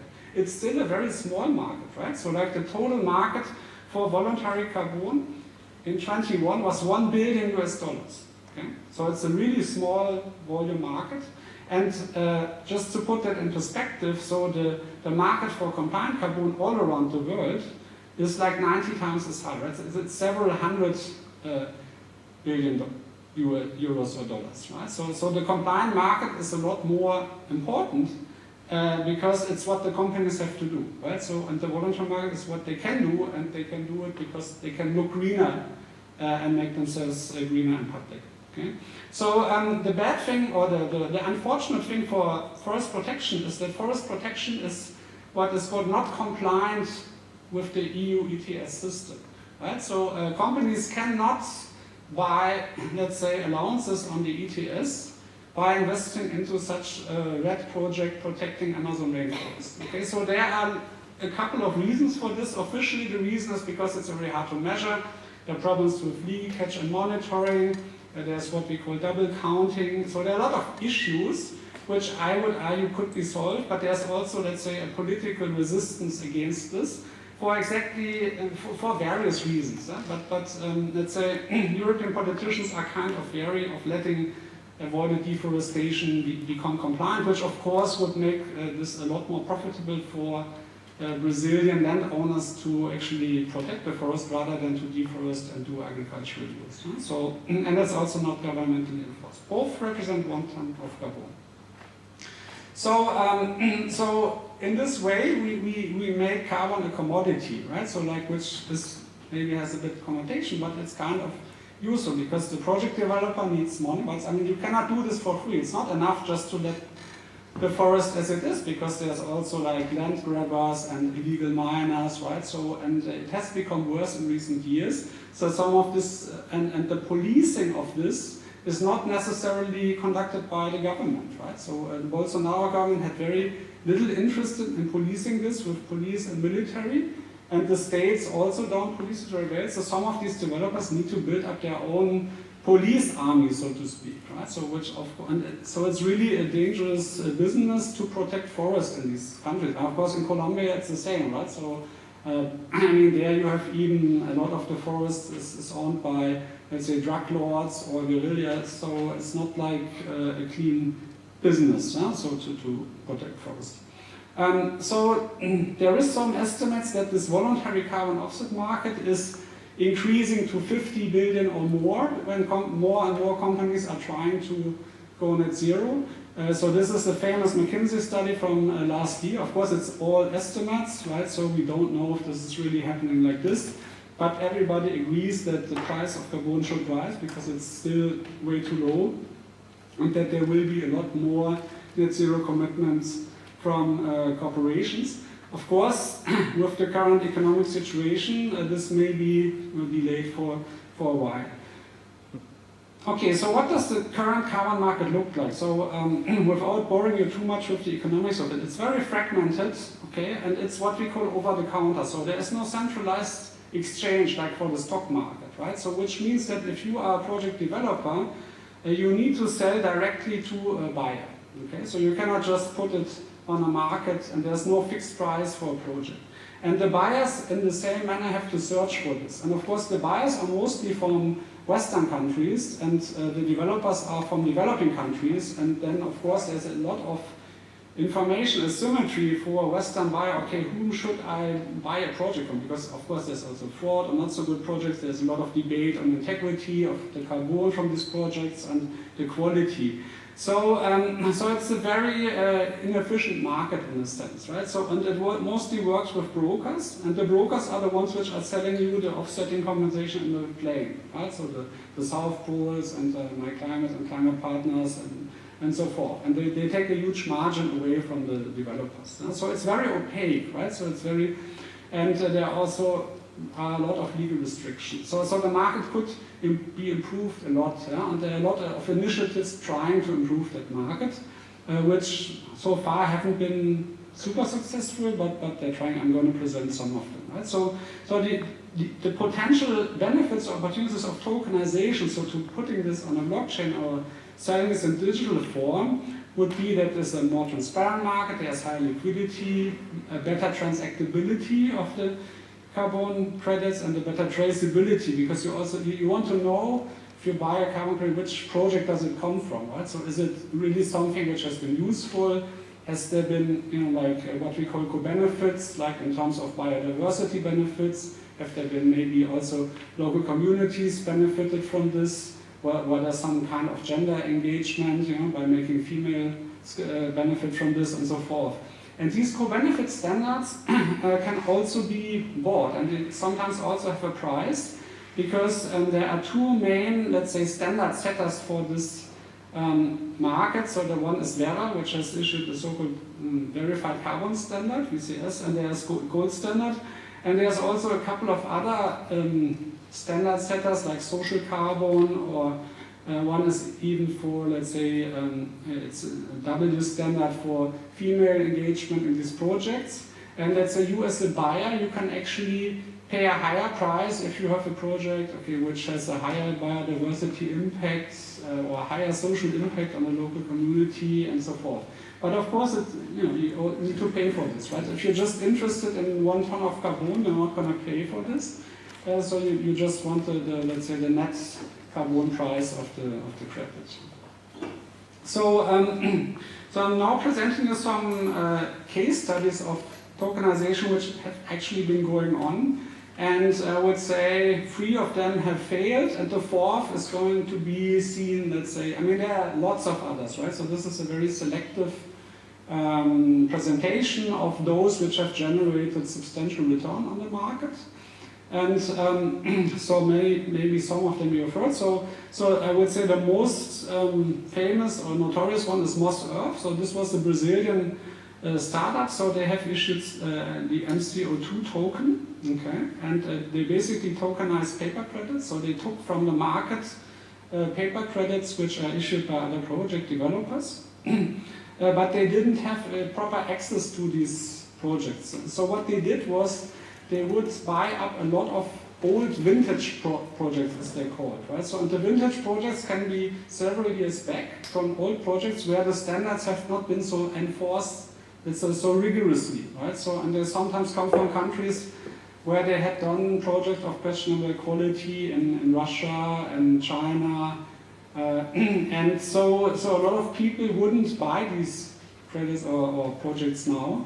And what they did was they pooled them together. So they pooled together projects of high and low quality to come up with let's say a blended project of questionable integrity, right? So and then there was a lot of price volatility. So in the beginning, these tokens were traded at higher the price than the price for paper credits, and then they went all down to very low levels, and so the main reason is that they're not compliant with the main carbon credit standards, which is welcome.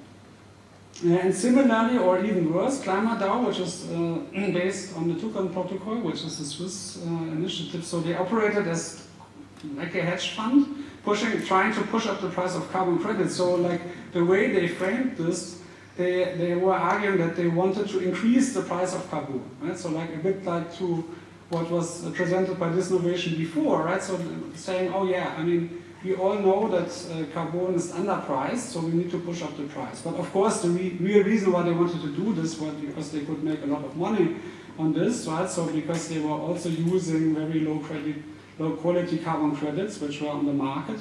They were tokenizing them, and they were selling them at huge profits. So, and this was also very suspect to price manipulation. There was low transparency, and they were also not compliant with the main carbon credit standards, etc.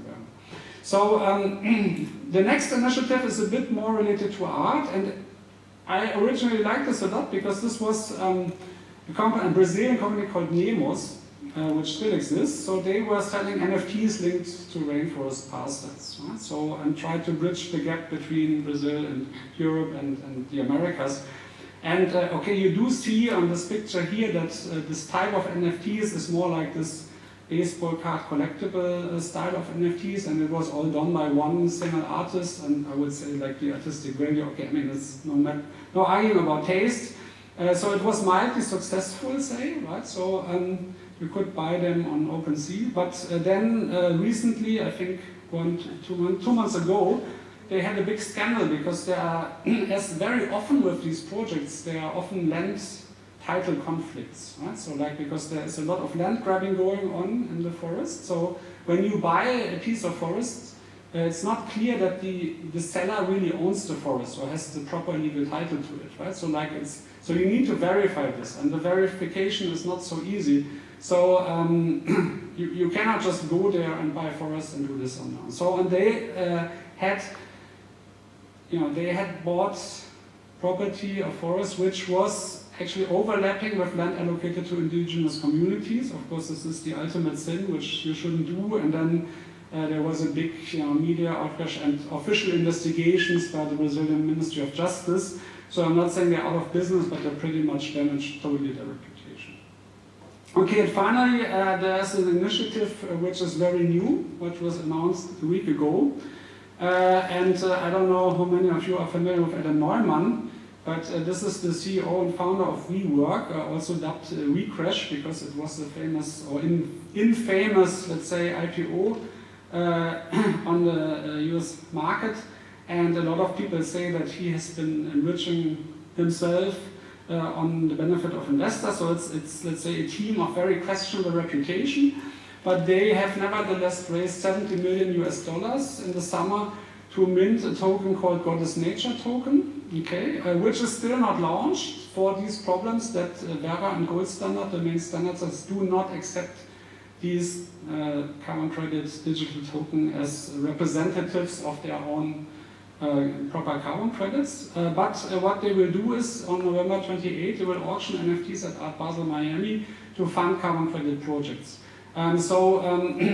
It's an interesting experiment, say. I think it goes in an interesting direction, so I wouldn't comply with the actors or endorse the artists there.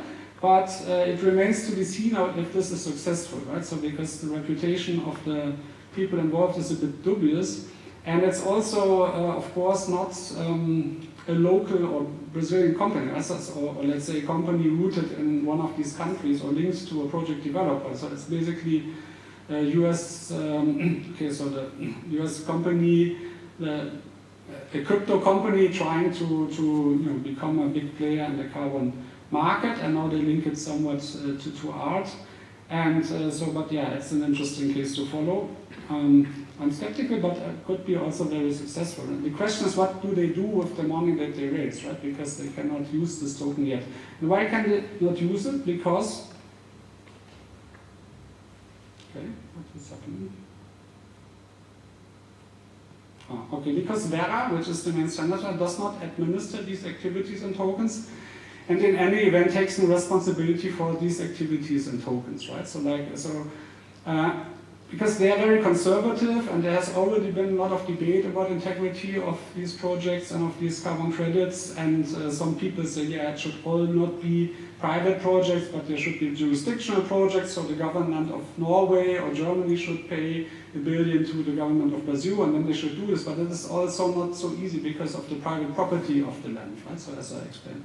But there is some progress, and there have been 2 recent public consultations by both Vera and also Gold Standard, so they're opening up a bit to this idea of tokenization, especially Gold Standard, or Gold Standard more than Vera, and these ran until early and late October, so I was participating with opinions on both of these consultations with a colleague, so if you're interested you can read it. It's a bit legal and crypto technical, but we're generally open to this idea of tokenization, but what we're saying is basically that Vera and Gold Standard should do this themselves because they have the registries of the projects, right? So, and they put this just everything on their own chain instead of having others do the job, and then you need to endorse who is allowed to do it and who is not, and then you have these dubious players. So the best would be that they do it themselves, and that's also what they are. So they would do native tokenization of these credits, so which is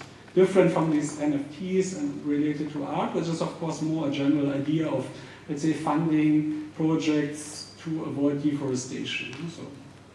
Okay, but let me close this. I want to use the crypto firms will need to find a more effective way to ensure the quality of the projects whose credits they are trading in order to meet their goals of carbon climate change while supporting local development. But in general, it's an opportunity because it can mobilize additional funding and capital into this area, especially also from private individuals who might want to offset their footprint, and they can do so at a lower, let's say, cost than when they do it through a broker like Climate Partner, which you have here in Europe, and which will charge you a lot when you want to offset your claim. Okay, so what have we learned? So first of all, tokenization of nature is complex, right? And it's not just about issuing some cryptos. Transparency and due diligence are essential differentiators, and I would add here also the reputation of the actors, right? So which is not so easy. And modernizing the market can thus only be done by uniting reputational players, and it should not cause more fragmentation. Because one problem with all these startups and initiatives that I've shown is something which we don't see in the media, but what I know from talking to project developers, the more you have of these crypto startups trying to do rainforest projects, the more expensive the forest becomes, right? So, and then it drives up the price also for these developers which are already doing this for 20 years, right? So, and you need a lot of expertise to actually execute such a project. You need to know about the forest, the density of the carbon, and which type of forest can you actually do such a project with. So it's not as easy, right? So so these actors make it more difficult for the established ones to be successful. So and then finally, complying with the standards should be part of the solution, or there should be something completely different, which is maybe not like tokenizing carbon credits as the companies wanted, but just saying, okay, you can actually you can buy an NFT, you can support avoided deforestation or project of a particular type, and it may be linked to an art project, like as in the case of Carbon, but it's not exactly 1 ton of carbon. Right? So because, like for example, if you protect 1 hectare of rainforest in a year, it's roughly 4 to 5 tons that you can actually save, and that's quite a lot, right? So like, I mean, if all of us would, let's say, protect 1 hectare of rainforest each year, I mean, I'm not arguing this is completely compensating our footprint, but that would be a lot, right? So and if we need 50 million hectares, right? So like we need 50 million people, less than the population of Germany to do it, right? So it's feasible, right? So it just needs to be done somehow, and we need to act quick, because otherwise the forest is gone and there's no planet B. Okay, thank you for your attention. I hope it was not too technical and interesting, and I'm looking forward to questions that you might have.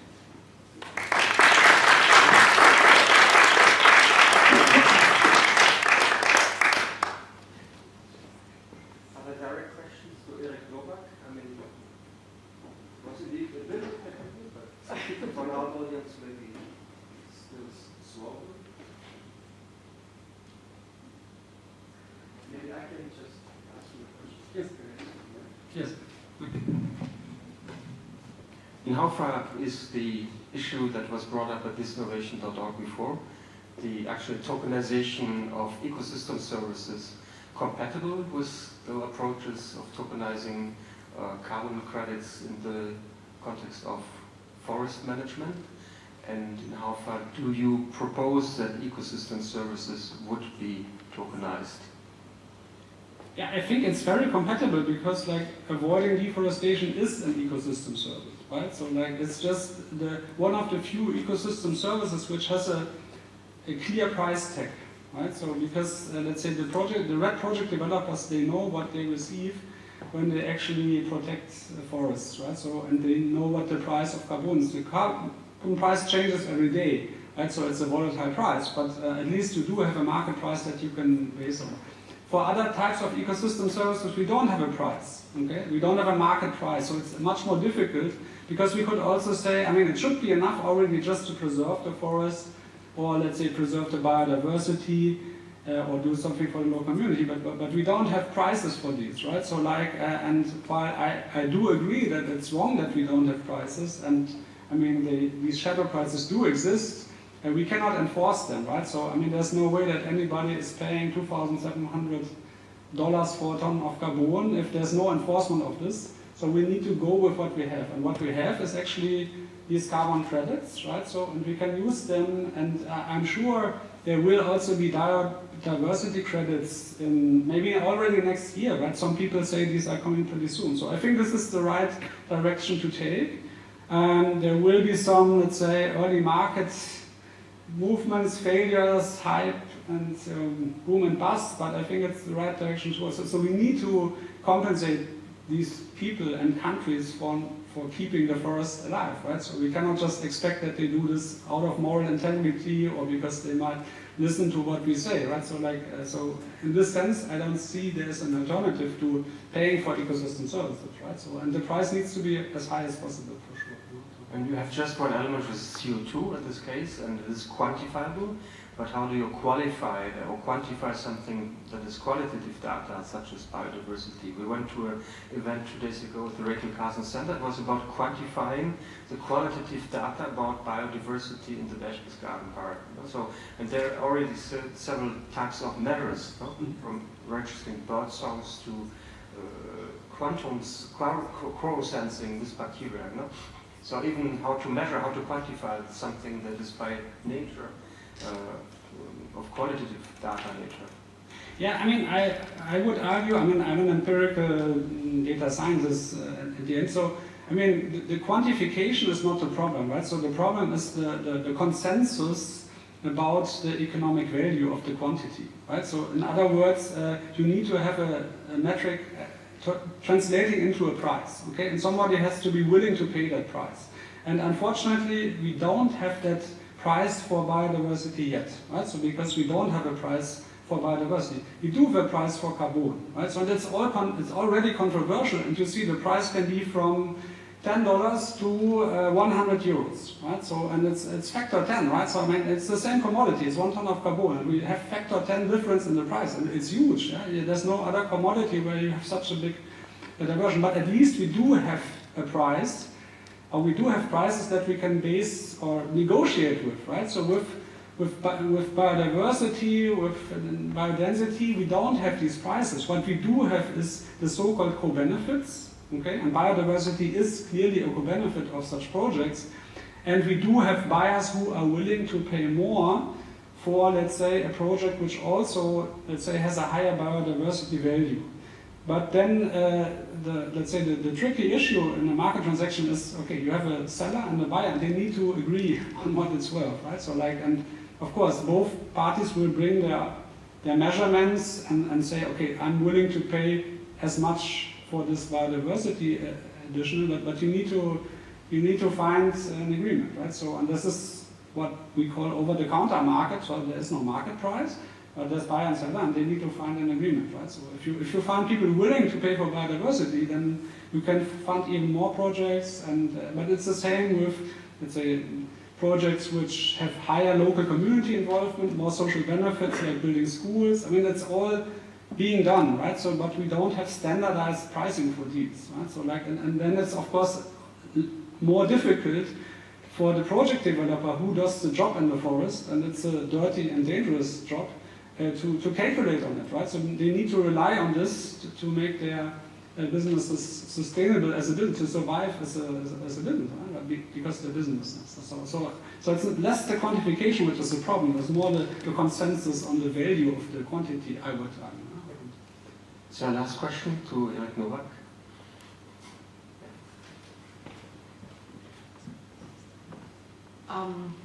So as Jens Hauser just said, for me it was kind of really a little bit too technical, and I was not really able to see the idea to put a price tag, or being able to put a price tag on everything. You gave an example already by not everything like biodiversity has a price tag yet, but carbon does have. Yes. But the quantity of carbon, or well, the quantity of money that can buy those things with is not going to stagnate. It's not going to end.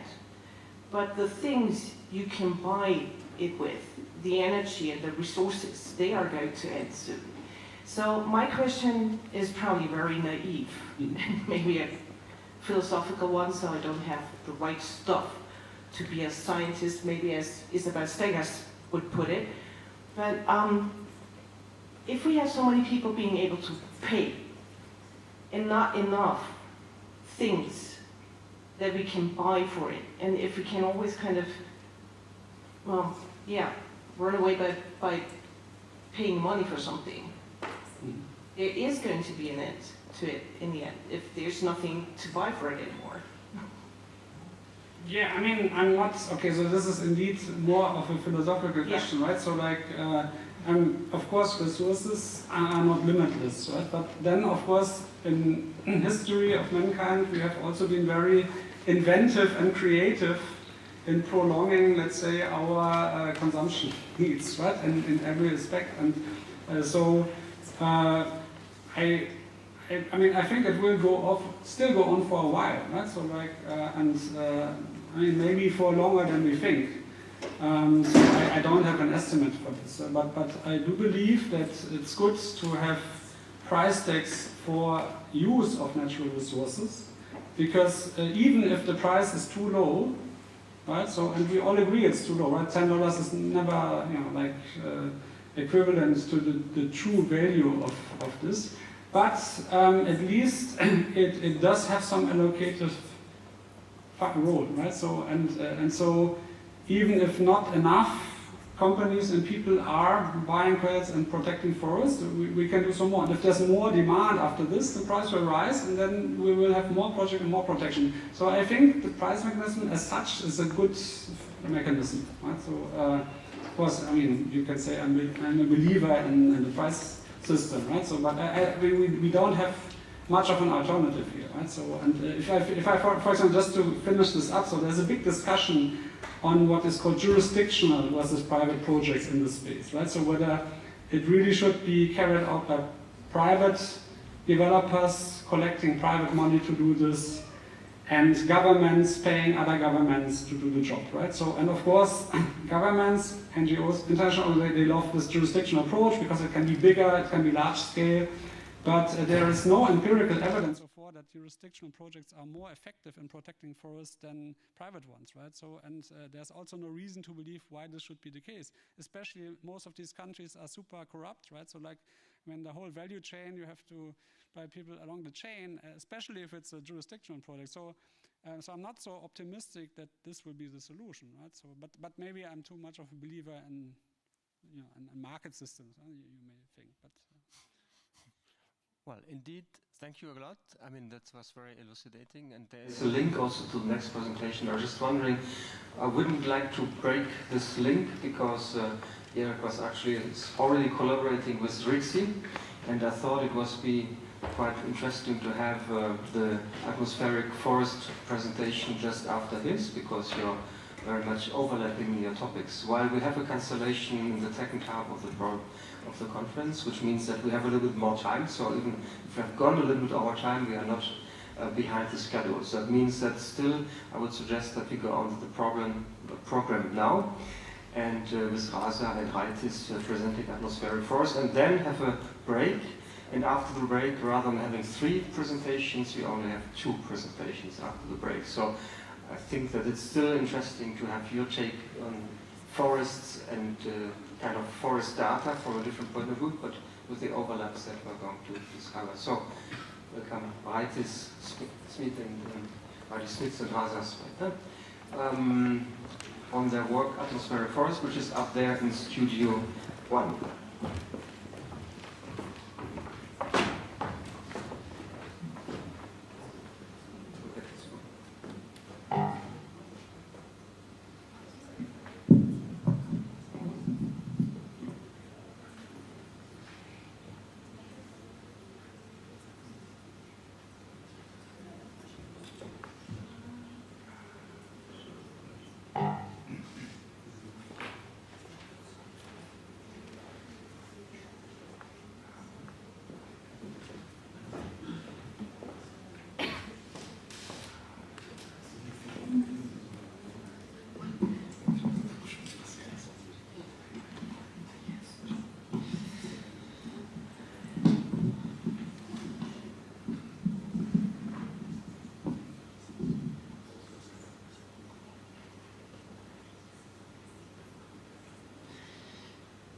Okay. Yeah, so very happy to be here in a second Green Festival at Muffathalle. So, and also we have collaborated with Jens on this topic for a while, and also we'll bring during the break some books, the new one of the Green Revisited. So that this is, but here we would like to introduce also our project, which you can experience upstairs in the second Studio 2. But I would like a little bit to introduce the research behind, and also how we got engaged in this complexity of the climate issues, and also now potentially we are now also would like to think about some collaborations, and in the future how to combine and how actually to how bring these two our favorite things together, like climate or nature and digital world. So this was also our attempt to fuse these two kind of an opposite things. So atmospheric forest is visualizing the relations between forest ecosystem and the atmosphere. But moreover, we were interested in bringing, somehow translating or delivering the experience which we can from the real forest, but by using technologies, creating something else which you also cannot see. And so that's why also working with this project. So all the atmospheric forest is based on a 3-year research project funded by Swiss National Science Foundation. Our project was called Eco Data, Eco Media, Eco Aesthetics. And our attention in this project particularly was focusing on these technologies and methods. So how to experience the nature, how to work with it, how to engage, encounter, and how to transform and create these new experiences.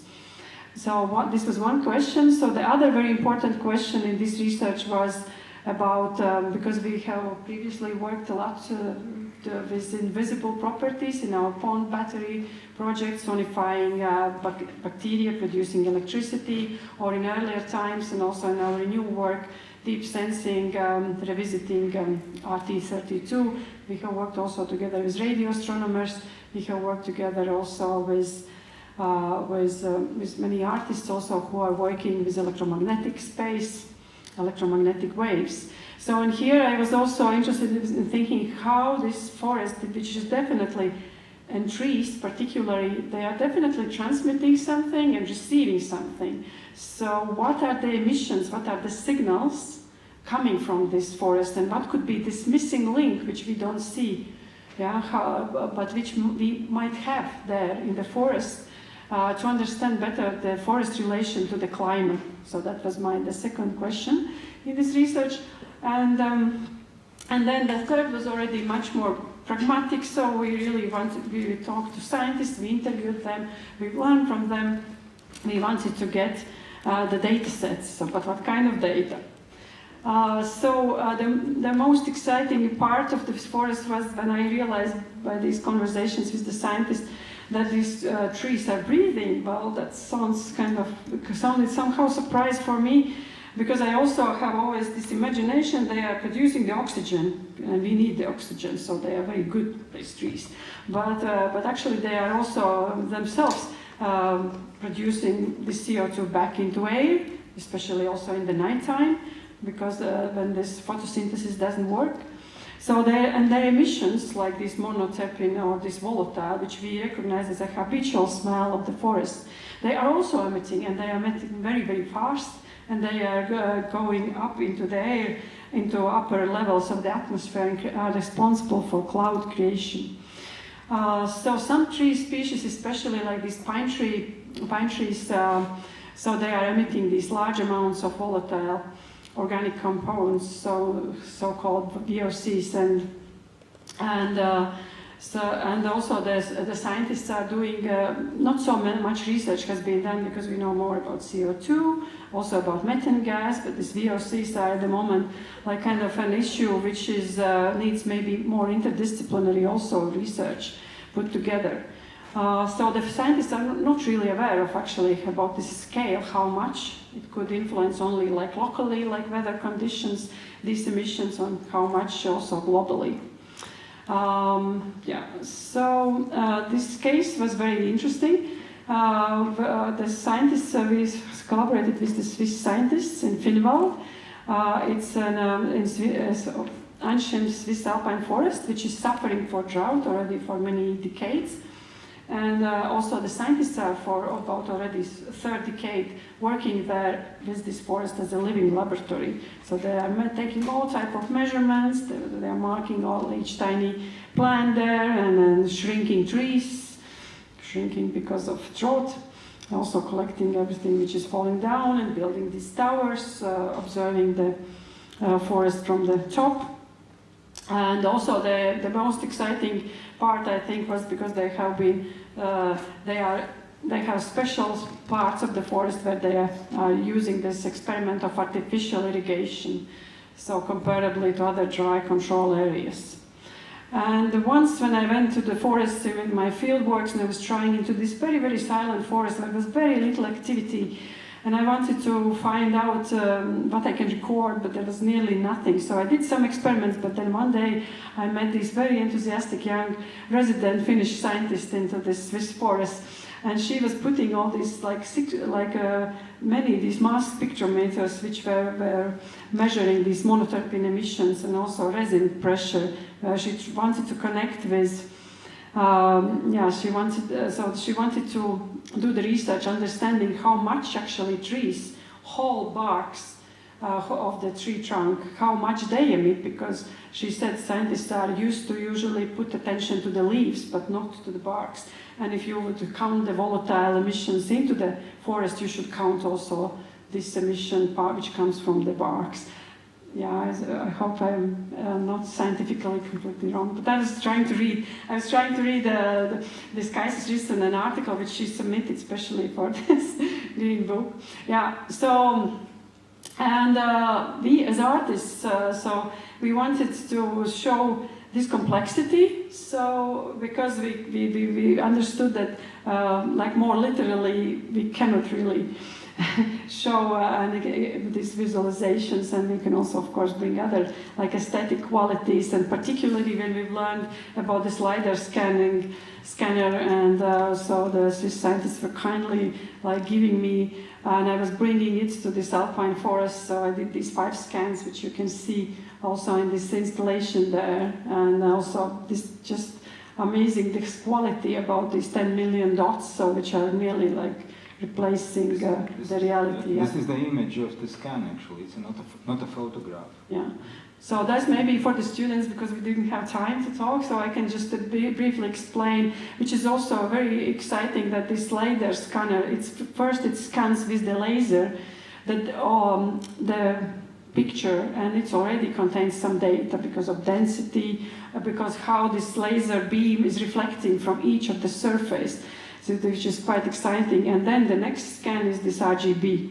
Yeah, so that's also how I think in new iPads and iPhones. So the difference is that it's just much larger scale. But otherwise, you can also experiment in smaller scale with your new iPhones or iPads.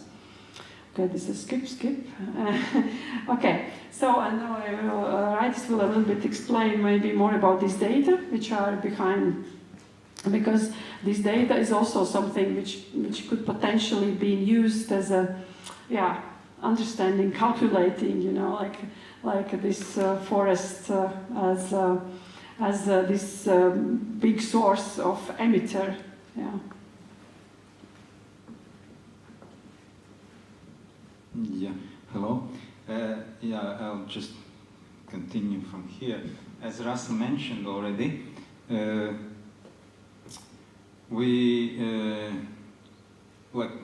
The whole project took maybe 3 years from start to the end, and the whole research project. So, and in between we were really brainstorming and thinking how to actually show this ecosystem, and how the forest. How to show the forest by artistic means and show it that this is actually a living ecosystem. And since the very beginning, I guess we had also the idea that we want to use the data, so we just didn't know what kind of data and what kind of data we will get from scientists. So when Rasa brought back to our lab in Riga these scans from the LiDAR scans from the forest, so actually the visual outcome of the scans sort of suggested already how we should proceed with the data visualization. So because these point scans, and especially when we reduced the amount of points in the scans for 2 reasons, for aesthetical and also for technical reasons, so because they were very large and heavy files, so they immediately suggested that we should go and proceed with the point cloud visualization further for the data. So there are actually 6 data sets which are visualized in these in this work, and the main ones are resin pressure and volatile emissions, which you see in those tree trunks. And then the rest is also which has been measured by scientists, the moisture of the soil in two parts of the forest, so in irrigated part and in natural, so to say, part, and also the moisture of the air, the relative humidity of the air, then the air temperature, and also the day-night cycle. So altogether, so these are the data tables, so which were given to us by the Finnish scientist, and this kind of forms the basis of the work. So this is the work is based on these data, and that is sort of, we see it also as a script behind the work. So where the rest of the work is actually our own artistic, not really the interpretation, but our artistic vision, how to show these data, and also in what sequence to show them. Because if you take the whole work, it is 17 minutes long piece, divided in 5 scenes. So in both places, in virtual reality, in both formats, in virtual reality and also in the 2-channel projection. So it's actually the same sequence of the events. And during those 17 minutes, there are these data sets which are running underneath the visualization, so in the background, from the beginning to the end, so for those 3 months of data collection. So, and that's the, I think it was, 3 months altogether. So, from May to August. So, and that's the growing season of the forest. So, and that's the kind of script behind it. So, in the background. So, where you see when you go through the work, so you will see that sometimes we show just 3 trees, sometimes we show all 6 of them, sometimes we show actually just data sets themselves, so we don't show actual construction of the forest, so the scan of the forest. So, also there have been some parts where the scientists were not really measuring some of the trees, for instance, and those data columns were blank, so, and then in those parts maybe we don't have the resin pressure showed in the work, or we don't have the volatile emissions at a certain point there. So we didn't kind of come up with anything ourselves, so it's just this data narrative behind it, it's the real script. So, and yeah. I just will interrupt because of all these technicalities and the numbers and measurements.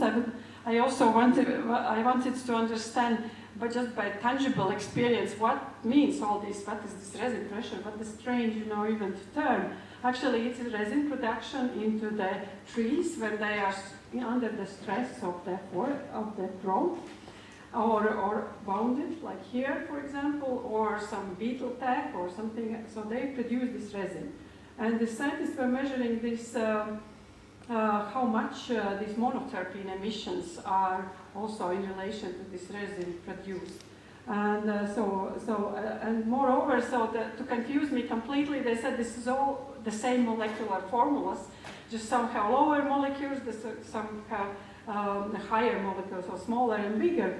So I wanted myself to experience that really I can transform this resin into this volatile gas, into that turpentine by distilling, and also into colophon. So I was cooking, I was melting, and I was also pouring cold water and obtaining the drop. So I did it like a performance.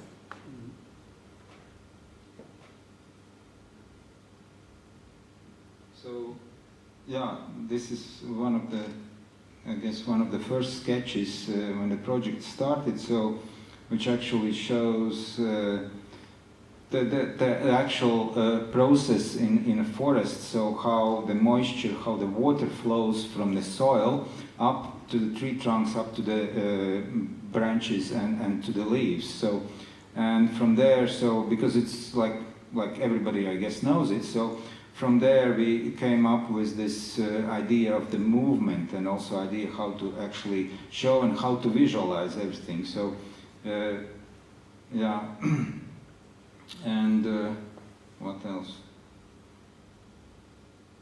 Stock. Yeah, here these are just stills from the work. So you see that there's a tree trunk from below, and at one point, so the spectators are taken up through the tree trunk up to the top of the forest, and just the camera flies around the forest and then shows the whole scenery. So yeah, these are some slides with the format. So we've done quite a few formats. There's also a single channel video of this work, and there's also 360 video online, because first this work was produced for ZKM exhibition Open Codes, and due to circumstances because of the COVID restrictions, so the first opening of the exhibition was online, so and we produced online format also for this work. So, but yeah, you want to add something? Yeah, I just would like to summarize. So basically, what we did. So what you can see and experience in the work. So you can see we really immersed into the structure of the forest, and then still experience also the processes which are going on into this ecosystem, and which are connecting the forest to the air, to the clouds, and to the atmosphere. And so we didn't get much closer of understanding how big scale it is, how much these emissions can influence, but what we really try to do is to bring this experience to show the complexity, because I think we are just becoming more and more aware of it, and also about the need of really interdisciplinary collaboration. So that's why I'm really happy also to have Eric here, and it was really great to hear also this innovation presentation. So I think that's only how we can do it, to put some efforts together. And yeah, here I also staged some performances now already for the opening of some exhibitions, publicly. Okay, that's.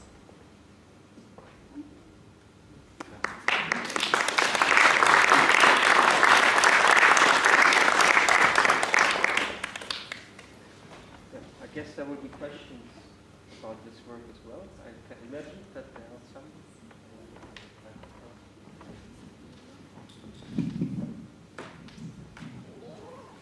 Who wants to give it a start?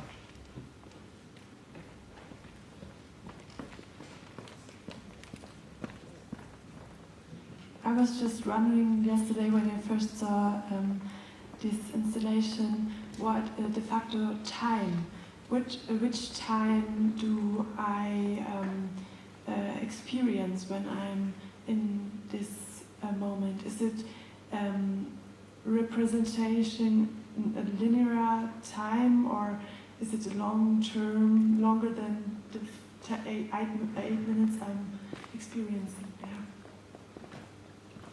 Yeah, it is. Time is linear, as I said. So the data set, we had this one data set for more than 3 months, and this is running on the background in the work. It just sped up, and it's the whole 3 and a little bit months are compressed into 17 minutes. So that's the linear time. So which you can actually observe when you pay attention to color change or to the brightness of the work. So the color change represents, on the forest itself, it represents the temperature. So it goes from kind of lightish blue up to the red.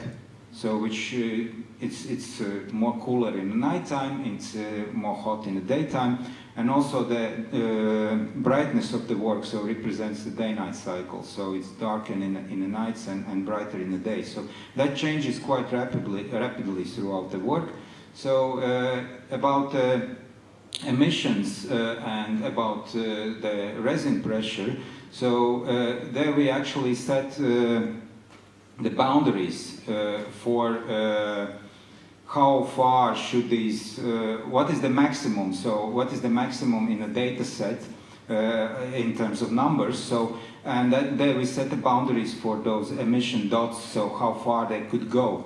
And as higher the numbers are, as further they go, and as more dots there are. So, and if there are no lower numbers, so that the actually amount of dots decrease, and also the size of the emissions, so field kind of decreases. And the same could be applied also to the resin pressure, which is sometimes brighter, so that means that there are more dots there, and sometimes it's not so bright. However, these data columns actually, they vary not so much. So there are fluctuations, but in general, so during all the periods, so they, like I would say comparably, so they're quite stable. So that's why you probably maybe also not noticed, so that there are very huge changes there. So however, there were some, if you look kind of more precisely, so there's one tree which was acting quite widely, so and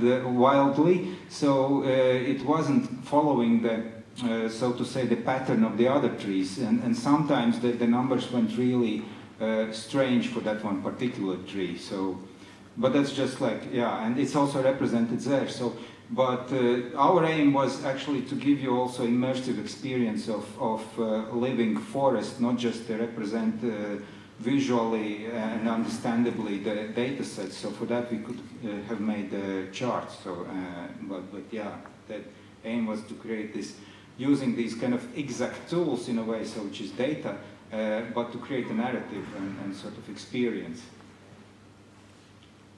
Are there comments or other questions?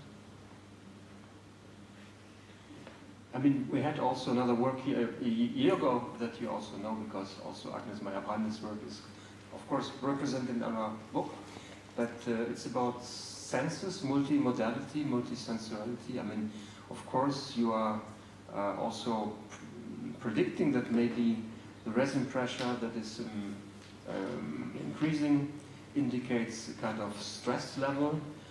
You suggest that maybe even more powerfully smelling forest might just smell like that because it's under stress, that you would just smell the stress of the trees like you would smell the stress of an anxious person having this kind of white collar sweat. So what about multimodality? I mean, yeah, if you have it reduced to one smell that you can smell, of course you smell that, but you also suggest that that one tree has gone wild, or so there's an individuality of that data. No? So how do you emphasize the fact that we are dealing with individual trees with their own personhood?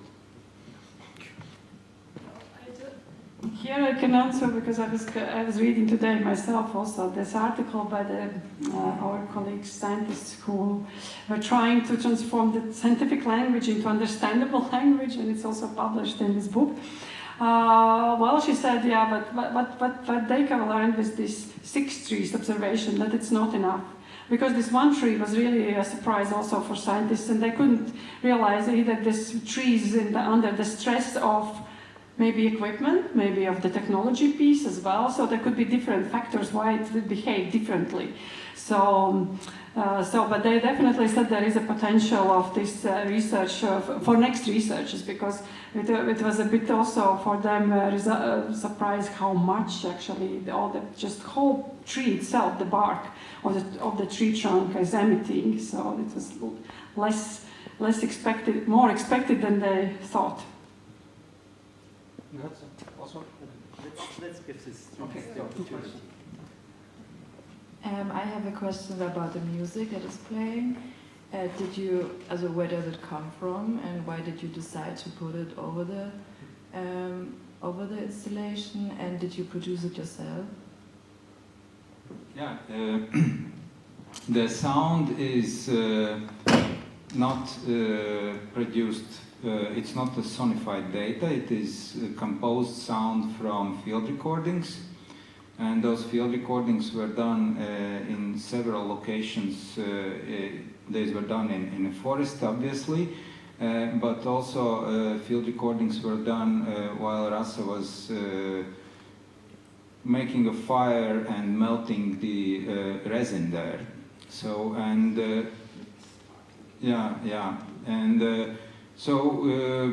it is, we felt that definitely the piece needs sound, because if it would be mute, so it would not work as much as it is working now, I think. And we've been working with sound since like long ago, and that's why I would say, the sound is kind of interpretation of the processes happening there. So it's a very kind of artistic approach, I would say. So it's not a mechanical representation of the processes. Yeah, thanks a lot. A very nice presentation. I really like your installation. Just a comment to the diversity of the 6 trees. They have a common sense, but individually each tree emits a different pattern, or so that it's a high identity. So it's a unique profile. It's like humans. We all overall smell, but each person have an individual taste or smell. So that's very common in nature, and that's one of the fascinating part of diversity. And so it's not astonishing that some of the trees behave different, because maybe they have different experience below ground, above ground with the neighbors. So that's very common, but very nice. Thank you. Here were actually, just to add, so there were 6 trees, but 3 trees data were taken from artificially irrigated area for 1 year time, I think, and the other 3 were from control, from dry areas. So there was some idea to compare them as well. Okay, thanks a lot. Thanks for this illustration, and there's of course time to go up at some point. The Muffathalle is open longer. We will then make a, let's say, 25 minutes break, so I suggest to be back at 8:15, so that we are only, let's say, 10 minutes late or so. And then we will also present the book in the break. I think there's also opportunity to go over to see and visit Spela and her field of cress, and maybe already a quick look upstairs to the studios. But let's resume here at 8:15, so that we then have a talk about the vestry of the Anthropocene by Maria, and then have a final discussion with Spela and revealing the actual biophotographic image.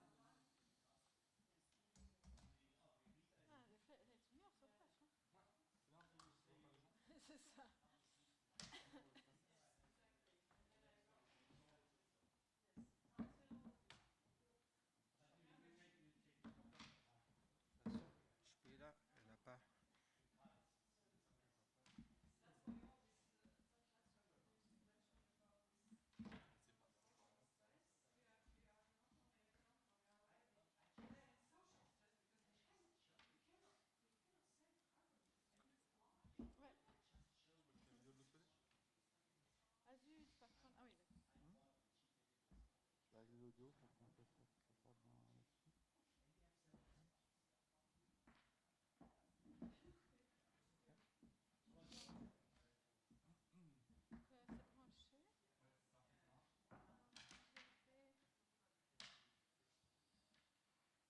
C'est branché. Oh, c'est tout petit. C'est en 4K en fait. Tu fais un partage d'écran ou 2 écrans séparés? J'ai fait 2 séquences séparées.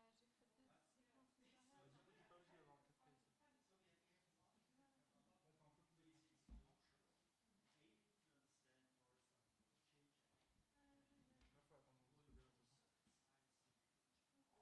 Il t'a pas encore connu, je crois.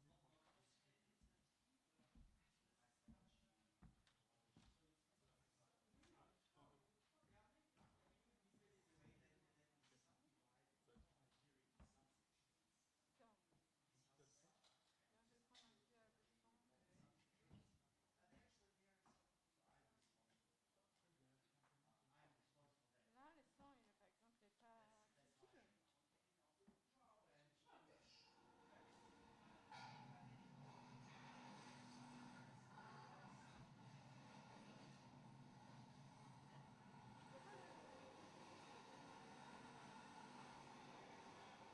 For the men who do this dangerous salvage work miles offshore, the work isn't easy. You can feel it. You can feel the machine, the body's moving around. You can feel the machine lean over a little. Just a little scary. Donc là, c'est le micro. C'est ça? Il faut parler comme ça? Tu veux que je le articule autrement ou... Non, c'est bon. Comme ça? Mm-hmm. 30 secondes.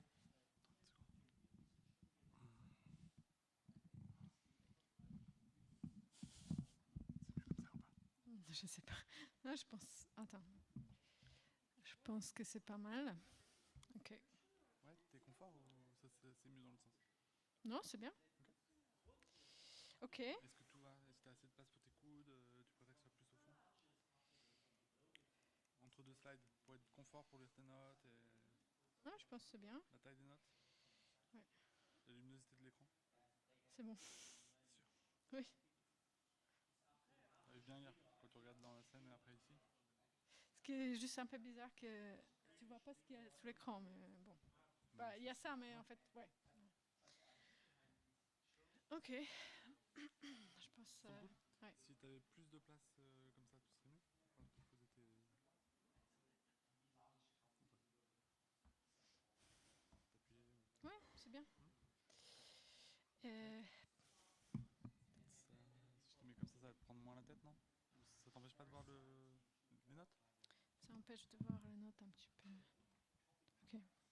Comme ça, c'est bien. Ok. Ouais. Mm-hmm. Donc, on était censé de remettre le planning. Non, en fait, n'importe quelle image. On choisit une qui nous convient. Ok. C'est juste pour qu'il y ait une image pendant le... Oui, bon, ça. C'est la seule sur Saint-Pluta qui présente...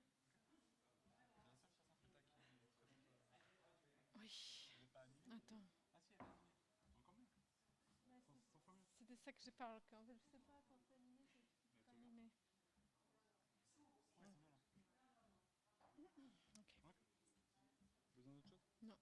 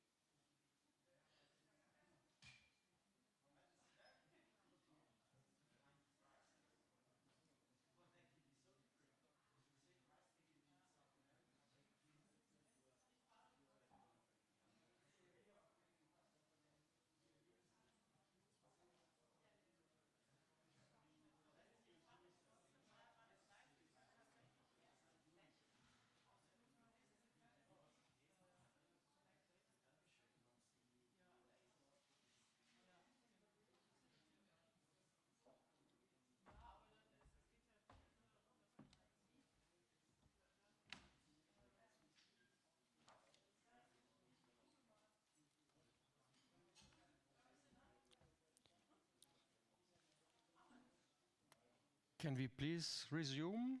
That would be nice. I think there will be plenty of beers later.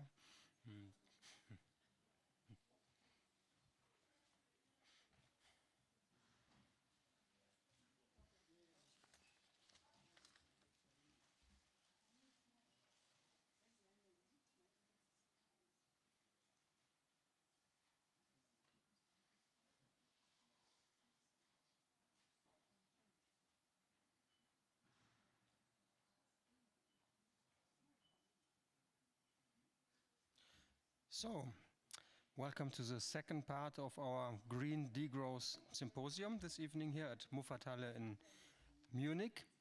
And after this short break, we are having two last presentations today. And we will start with the second part of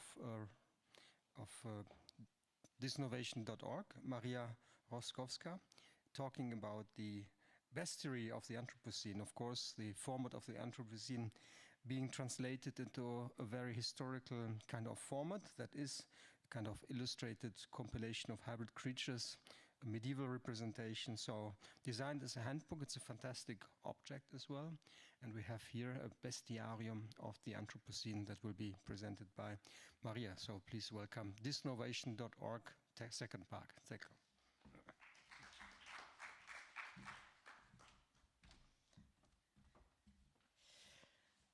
Okay, so I'm Maria, I'm Roszkowska, I'm a part of thisnovation.org, and since 8 years we are working on rhetorics of technological innovation, post-growth, underreported stories related to changes in society and related to technology. In 2015 we edited the Parrot book on sharing, distributing and experiencing cultural contents outside of the boundaries of local economies, politics and laws. And in general, we are interested in different forms of publication, which are between theory, research, and art exhibition. So for the bestiary, the main idea was that nature and technological hybrids are not anomalies or exceptions, they are normalized. So this situation needs its own glossary, a kind of updated version of Atlas of Species. And we wanted to find ways to share something that's already present and demands to exist, and express this feeling that this entanglement is inseparable. So we started with a list of 60 examples of these nature-technology hybrids. And like in Middle Age bestiaries, it's a non-exhaustive list. So we try also to avoid judgment or moralistic perspective. They are described in kind of a journalistic style. And we were hoping that people would start noticing these kind of examples, these kind of creatures around them after reading the book. For the structure, there is 4 chapters inspired by taxonomy of Carl von Linne. So there is minerals, animals, plants, and mixed category with mushrooms, clouds, and viruses. And also for the design, we really wanted the content spreads on the form.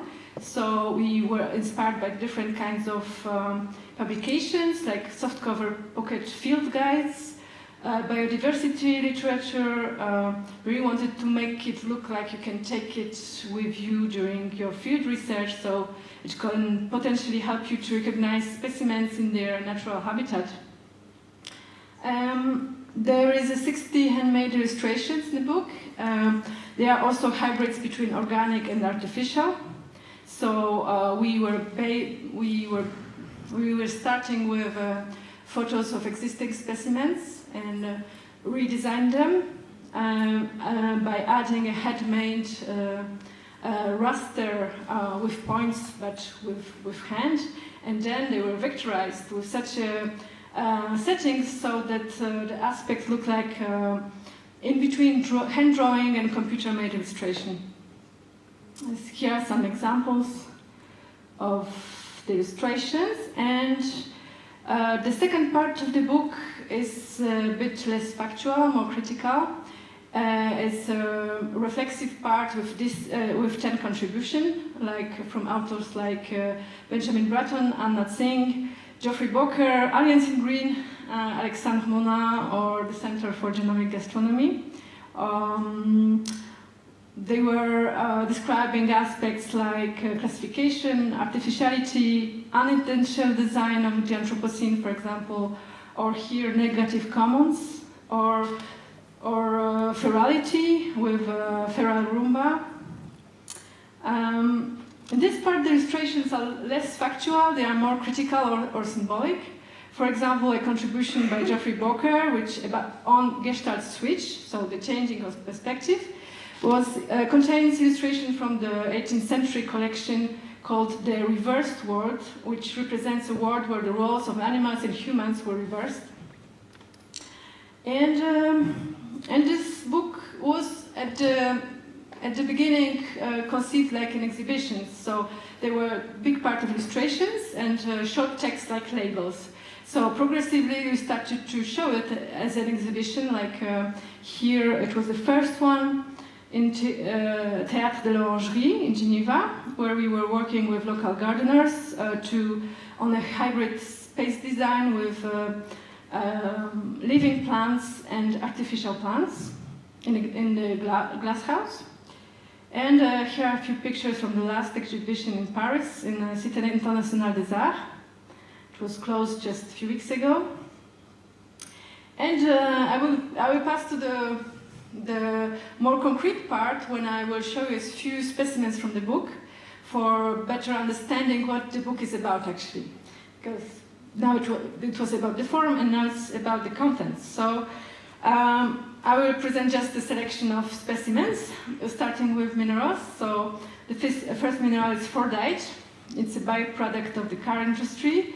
It's made up of a paint deposit from old car painting rags on which cars were hand sprayed, and it formed a kind of build-up of layers of enamel paint. And the result reminds agate stone, so the paint is then polished and transformed into jewelry. So it's also interesting. Here we can see how it's harvested. And it's an interesting example of archaeology of car design, because some colors are like very glittery colors are much less used today, and also example of upcycling. So it's the process of transforming the byproducts and useless materials into new products, because this kind of stone is also used as to make jewelry today. The second example is plastiglomerite, so it's another rock. It's a kind of rock made of melted plastics, marine debris, basalt and wood combined into a single substance by bonfires. And it was discovered for the first time on Hawaiian beaches. It's also a manifestation of a phenomenon that exists at much general level, almost everywhere in the world. So the integration of microplastic particles in our environment, in the food, in the water, and also eventually in our bodies. There are also decapitated mountains, so it's a mining technique consisting on extracting coal at the summit of a mountain. Coal companies start by raising the mountainside, ripping the trees from the ground, clearing vegetation with huge tractors and burning the debris. So you can see how the landscape looks like after. Along with the habitats for hundreds of species. And lives are impacted too. When a mining company carves off a mountaintop, it has to put that earth somewhere. And so, it dumps it into nearby valleys. 3,200 local streams have been destroyed. And entire communities have been forced to relocate when the mining companies buy up the land. So it's kind of an extremely destructive form of mining, and it's quite controversial with serious environmental impacts. Then artificial mountains is a bit similar. It's human-made peaks, hills or craters located in urban and sometimes rural contexts. And they are generally built by reusing debris from tunnel diggings, raw materials of human origin, like metal waste or concrete. So it's kind of, there is an example in Paris, like Parc Bout-Chameau, it's also this kind of specimen. Another mineral is trinitit. It's historically, it's sand from the desert near New Mexico, melted into glass by the fires of the first atomic test in 1945. And it's called the impossible crystal because it's a crystal that can be created only in very extreme and rare conditions, like, for example, extreme shock, temperature and pressure, or nuclear explosion, or meteorite crash. Next example, it's coastal tetrapod. I think you know it quite well. These are blocks of concrete, generally aligned and superposed for coastal engineering. And it's primarily to enforce coastal structures such as seawalls and breakwaters due to their weight and design. Another example is artificial reefs. So these are man-made underwater structures typically built to revive components of sea ecosystems. So they mimic natural habitats such as coral reef, for example. Cape May, New Jersey, to form an artificial reef. Environmental officials hope to someday be back with fish.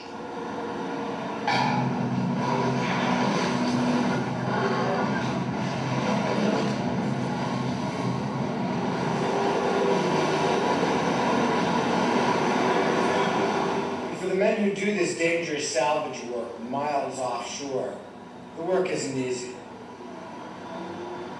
You can feel the machine, the barge is moving around, you can feel the machine lean over a little. It gets a little scary outside too.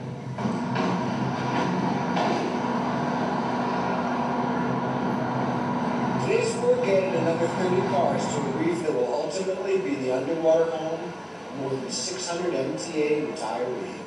Yes, so it could be like old metro or the main idea is to improve geodiversity and possibly to create little pockets of biodiversity. But sometimes it's also used as a way of disposing waste without paying the required fees. Rock-shaped speakers, they are meant to blend when they are placed in the backyard, so they can be used during a barbecue in the garden, and they are designed to deliver sound while staying camouflaged. Generally feature internal wire connections to avoid corrosion caused by rain. And cable on the ground first to ensure all the cables reach where you want speakers to live.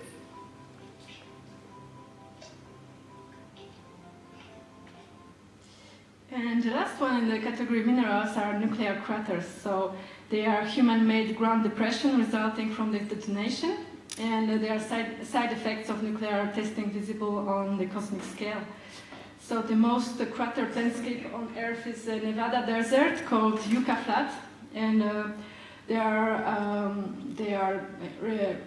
the craters from decades of nuclear tests conducted by the United States since the early Cold War, and they are also symbols of human becoming geological agents, like symptomatic for the Anthropocene epoch.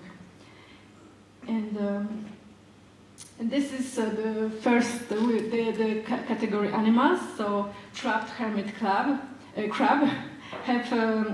have a spirally curved abdomens that they are protected from predators by empty seashell.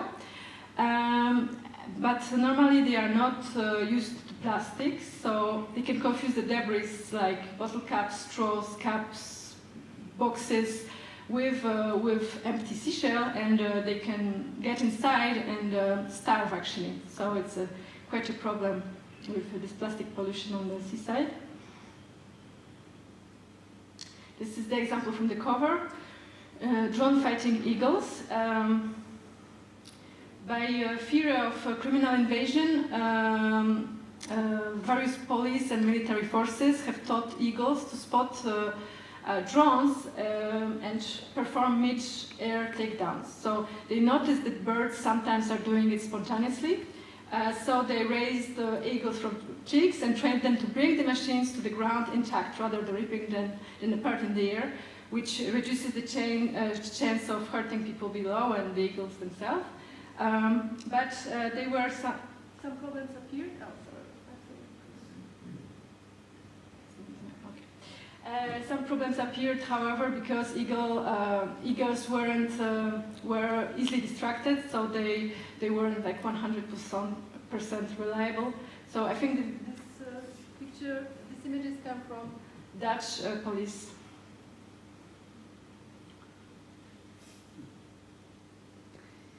And another example is animal decoys. So these are, the word itself derives from the Dutch decoy, the cage, and it dates back to early 17th century. And term later designate life-size models of birds placed in hunting areas. So they were attracting wild birds to land nearby. Another way of using it is also to dissuade birds from feasting on seeds or growing crops. You could use like a fox to chase them away. And this is portable, comes in pieces, and we just put it together, very mobile, we can move it to different areas. We offer cash rewards for information that leads to the arrest and conviction of poachers. You know, with the old full mount taxidermy, you know, it's pretty much stuck in this position. Now, you can actually, as they sit there, oh, that's not real. You know, have our friend look away, and then when they make a movement, you just come back to them. And usually that's enough to sell them. So there's a Big Dog, a military robot produced in 2005 by Boston Dynamics, and it's designed a robotic pack mule to accompany soldiers in terrain too rough for conventional vehicles. It's able to move across surfaces that would defeat wheels, and the project was discontinued at the end of 2015. However, each generation of Big Dog robots were depicted in videos that quickly became viral, and those common feature was showing that these robots recover its balance after being kicked by observers.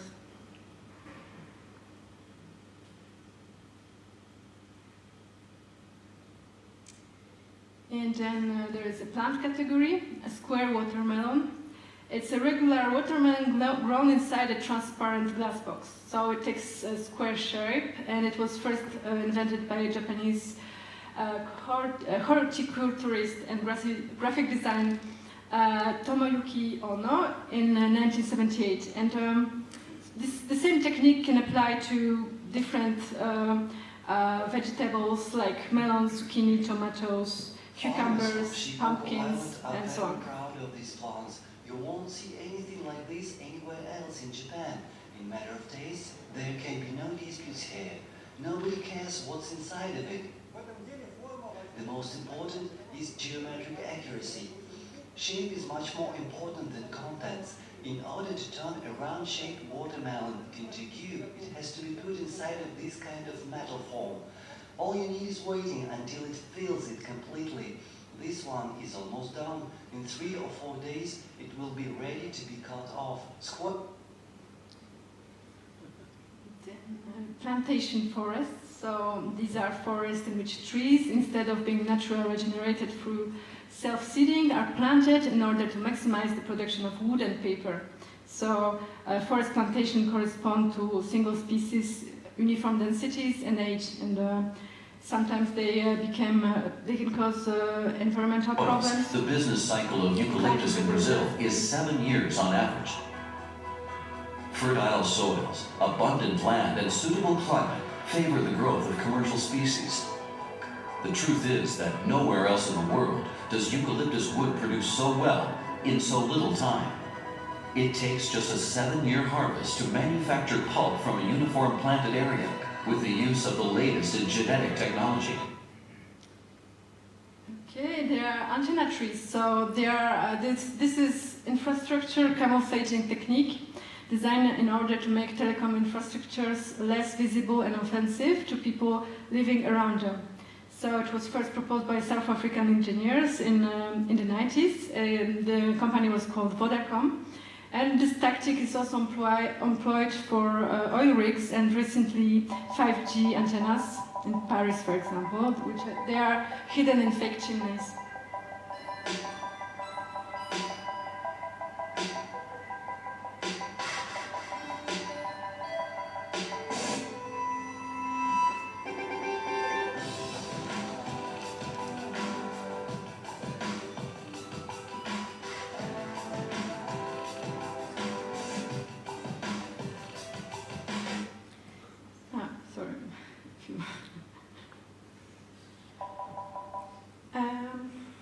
And there's just a few left.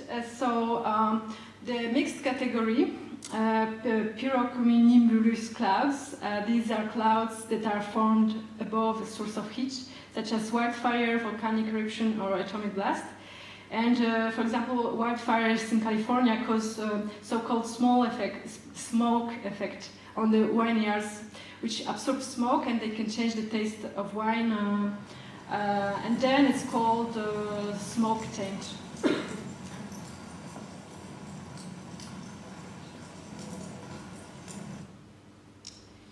And contrails, which are quite known as well. These are composed primarily of water in the form of ice crystals.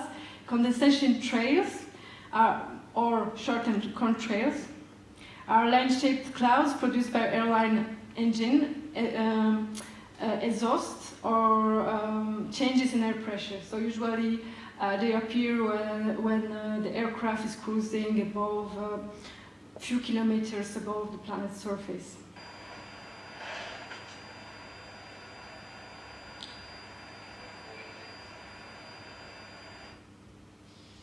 Yeah, so this is like a short presentation of a few examples of specimens. There is a website you can check also some excerpts of the book, and for now it's sold out in English, but soon I think in a few months it will be available again. So thank you.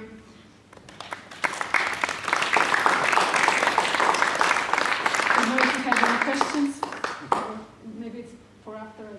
No, it's fine.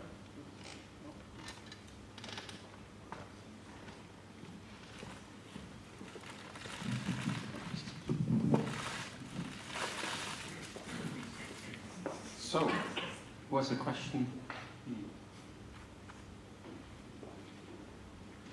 I will start maybe. In how far do you refer to the traditional medieval bestiaries and imaginary objects of hybridization, fantastic animals, because they are quite realistic, dystopic visions. Mm-hmm. It's not about imagination, it's not about utopia, it's very much about dystopia. So in how far does the reference work, and how far does the historical reference maybe hypercompensate for a loss that actually is a creation of hybrids that you wouldn't like to have?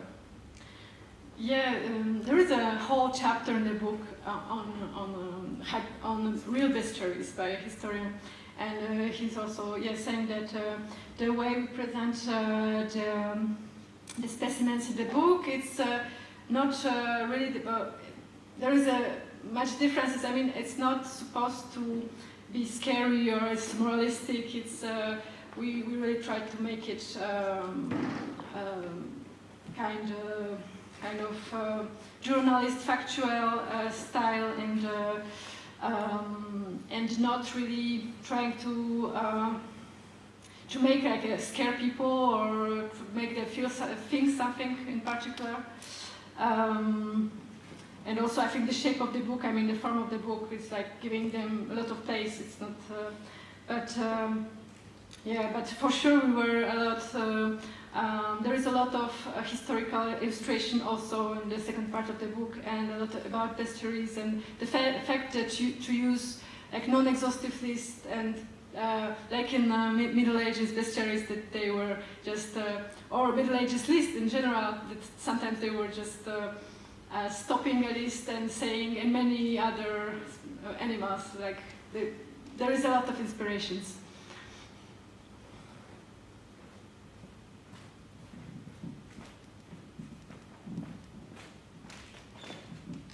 Yeah, sorry. Yeah, thanks a lot. It's very nice, but it's a kind of bionic, no? In principle, taking natural principles and see how it's translated in something from humans, no? Or some aspects of bionic are also here in this comparison between the natural systems and how it's solved in the Anthropocene. Yeah.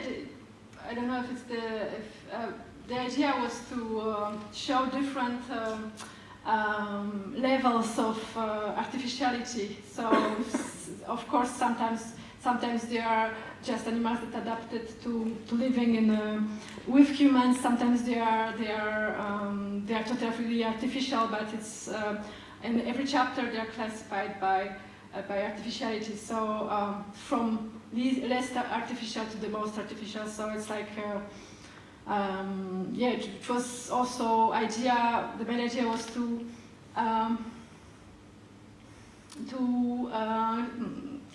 encourage people to see this kind of elements around them, and not really to make something scientific or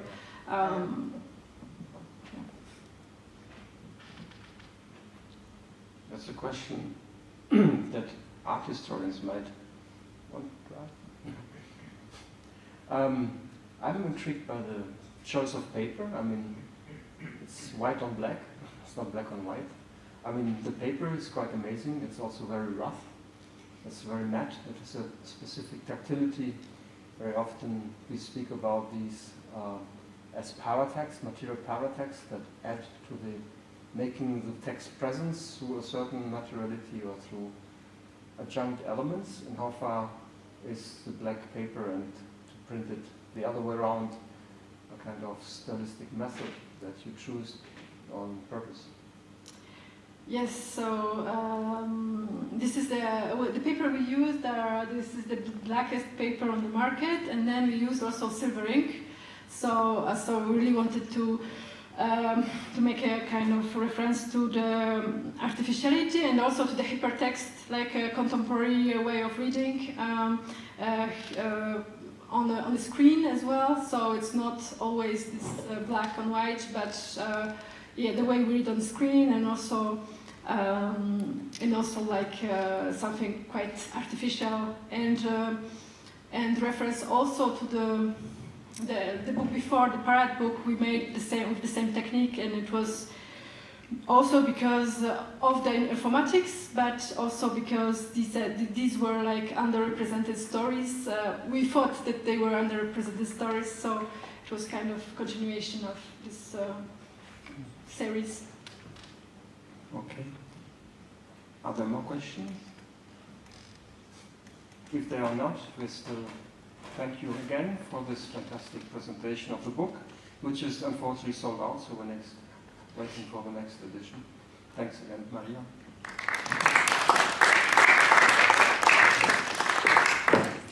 So at this point we were also expecting, because it was a perfect match that we imagined to have the talk right now about the Anthropocene in a very different way by Simone Müller from the Rachel Carson Center, who unfortunately had to cancel her participation because of illness.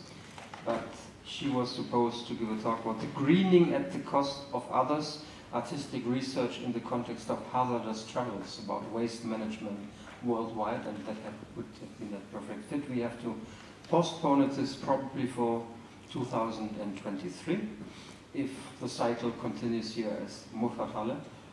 I now therefore would like to invite you over to the other part of the room, which is also giving rise to the finish of the performance by Spela Petric, and we will join her for a conversation over at the Grassfield, and I also ask the technical team to switch and swing over the camera so that the online audience can also follow the end of the presentation with Spela Petric in the other room. So please follow us over there.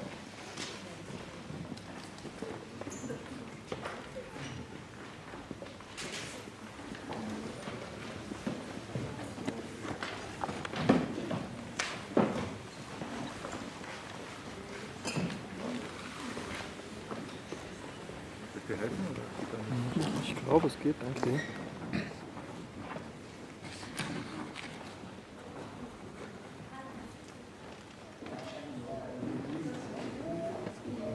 Passt super, danke dir.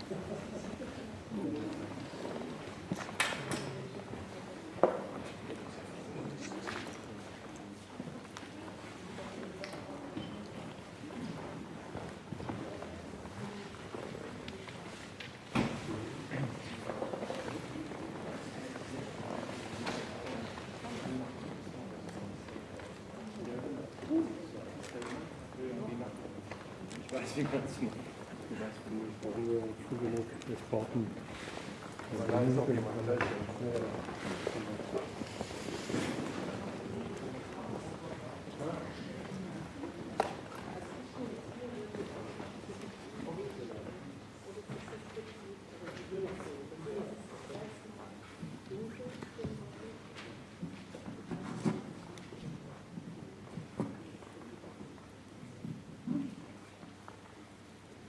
I feel very bad to actually interrupt this meditative atmosphere,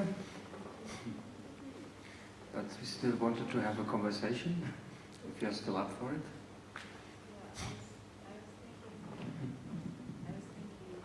Since so much has been said today, that maybe we could use this moment to just stare at the crest.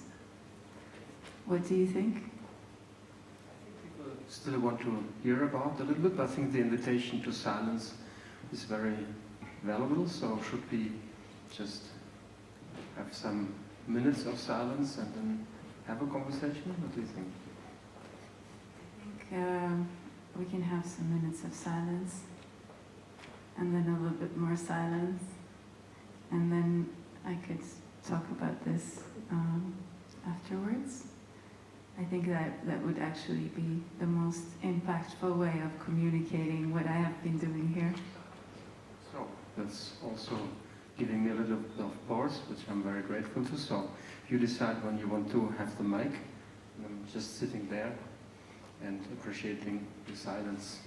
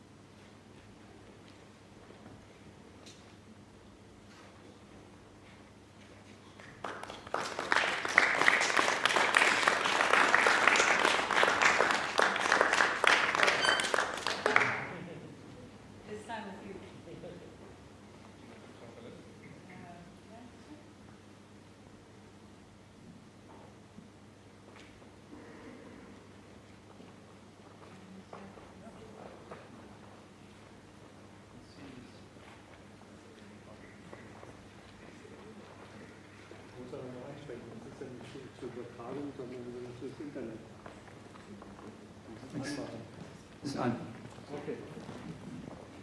Strange to see this place today so silent. It was very talkative.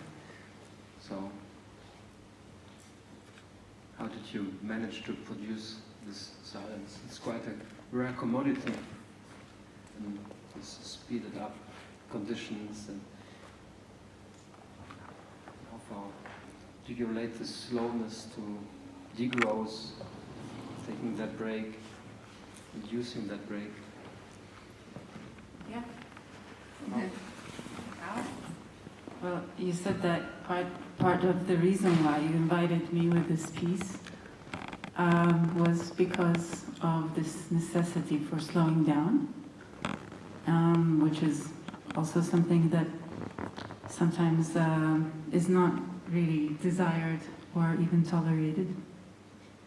And this work itself, it came from very different origins. For me, it was about trying to connect with plants, and it was very intellectually complicated, a challenge. But then performing it, I sort of started enjoying being together with Kress in silence for an unusual amount of time.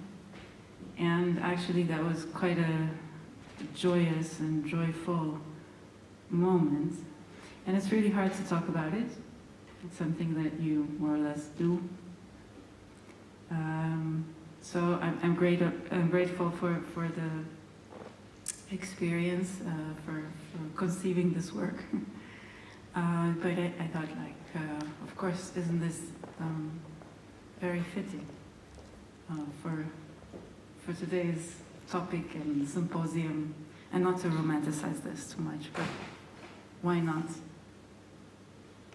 It's definitely shrinking and degrowing in a certain way, and you may imagine that maybe just tomorrow hundreds of people are trampling over here and jumping around, and there will be a very crazy concert, and people maybe will be in haste to jump into the car and get here and then have this experience of an intense 1.5 hour and then go back with their cars. And yeah, it's a very different experience, also in a space that is probably accustomed to very different rhythms, like we all are in our cultural business as well. So in how far do you think that plants in general, and thinking otherness with other species, we heard about minerals, because other kingdoms, and how far do you think that decentering and decolonizing is important with regards to caring for otherness, because confronting vegetable otherness is the title that summarizes not only this piece but other pieces by yourself.